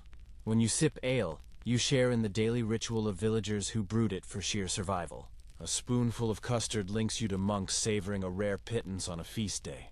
Every modern meal, however ordinary, carries discernible whispers of medieval kitchens, like voices heard faintly through centuries of smoke. Oddly enough, even our deepest fears concerning food trace back to them. Concerns about hygiene, spoilage, and fire remain pervasive, though we combat them with the advanced technology of refrigerators, rigorous fire codes, and comprehensive food safety laws. The profound dread of famine shaped their cooking methods, and its echoes resonate in the meticulous way we preserve, store, and regulate food today. You realize that our modern obsession with expiration dates and refrigeration is merely another chapter in humanity's long, unceasing battle against decay. Another crucial inheritance lies in the very idea of recipes. The meticulously written manuscripts of the late Middle Ages became the direct ancestors of our modern cookbooks. Today, you eagerly flip open glossy pages or scroll online for precise measurements, but the fundamental DNA of those texts runs straight back to parchment sheets splattered with broth. A medieval cook once scribbled, "Add saffron until it be enough," and now we meticulously measure teaspoons, Yet the fundamental impulse to record, share, and teach remains utterly unchanged. The soundscape of this legacy hums softly around you. A modern kitchen hums with the electric whir of stoves and refrigerators. But the clatter of knives, the hiss of fat, the enticing smell of herbs frying in pans, it is all ancient. You close your eyes and realize you could, with a mere stripping away of appliances, be in a medieval kitchen. The fundamental rhythm of chopping, stirring, and tasting has not altered. And here lies the most poignant truth. Food was always about far more than mere eating. In noble halls, it was politics. In monasteries, it was devotion. In humble cottages, it was sheer survival. In bustling markets, it was community. On arduous roads and turbulent ships, it was unyielding endurance. That profound pattern never truly disappeared. We still utilize meals to negotiate deals, celebrate faith, survive hardship, and gather with beloved ones. The medieval kitchen established that pattern firmly, and we live within its enduring influence still. One curious relic still prominently sits on our plates: pies. The medieval coffin, a thick crust primarily used as a robust container rather than food, evolved into the delectable pastry pies we now adore. What began as a practical vessel for preserving meat transformed into a cherished dish in its own right. Next time you cut into an apple pie, remember it descends directly from a medieval cook sealing venison inside hard crusts to ensure its preservation. History lingers in every sweet bite. Even the medieval suspicion of water has its profound echo. We drink bottled water, meticulously filtered and purified, just as they drank ale to actively avoid sickness. Their deep mistrust of rivers foreshadowed our own contemporary anxieties about contamination. The intricate story of food is also the complex, interwoven story of fear, one we quietly, fundamentally inherit. As you stand in this imagined twilight, the medieval world begins to gently dissolve. The rich smells of smoke, broth, and spice drift away. The distinct sounds of knives, bells, and laughter gradually fade. You are left with the profound realization that cooking in medieval times was never quaint or distantly archaic. It was the fundamental groundwork of what you taste today. And so, your long, wandering narrative concludes not with grand spectacle, but with profound continuity. Every loaf you eat, every soup you stir, every sip you take carries centuries in its flavor. The medieval kitchen has not vanished. It lives quietly within yours. In every recipe you follow, in every fire you light, in every table you gather around. And now, as the embers of this long journey burn low, you can let your breathing slow with them. You've journeyed through smoky halls and quiet gardens, through bustling markets and silent monasteries, through turbulent seas and fertile fields, and ultimately, back into your own kitchen. Each place resonated with its unique smells, its distinct sounds, its indelible flavors. Together, they weave a compelling story that is both distantly ancient and profoundly familiar. You can almost feel the softness of coarse bread between your fingers. Hear the gentle simmer of a pot on the embers. Taste the sweetness of honey or the sharp tang of ale. These small sensations, vividly imagined across centuries, are strangely soothing. They serve as a powerful reminder that humans, regardless of the era, consistently found comfort in warmth, in flavor, in the simple, profound act of eating together. Let your mind soften around those indelible images. The joyous clatter of feasts fades into a gentle silence. The smoke of hearths thins into cool, clean air, and the bustling energy of markets grows faint, as though drifting into dreams. Picture yourself sitting quietly in a humble cottage. The only sound, the comforting crackle of a dying fire. The only smell, the faint, lingering trace of herbs and fresh bread. Outside, the medieval night is dark and still. Stars scattered brightly above fields that have fed countless generations. And you, lying here now, are an intrinsic part of that same enduring rhythm. Your meals may now emerge from modern ovens and sleek stoves instead of open hearths and turning spits.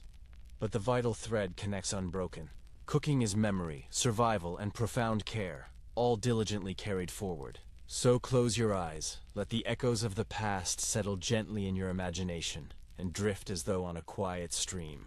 The story has carried you far enough. Sleep comes easily now, soft as freshly baked bread, steady as a hearth fire. timeless as the enduring taste of home.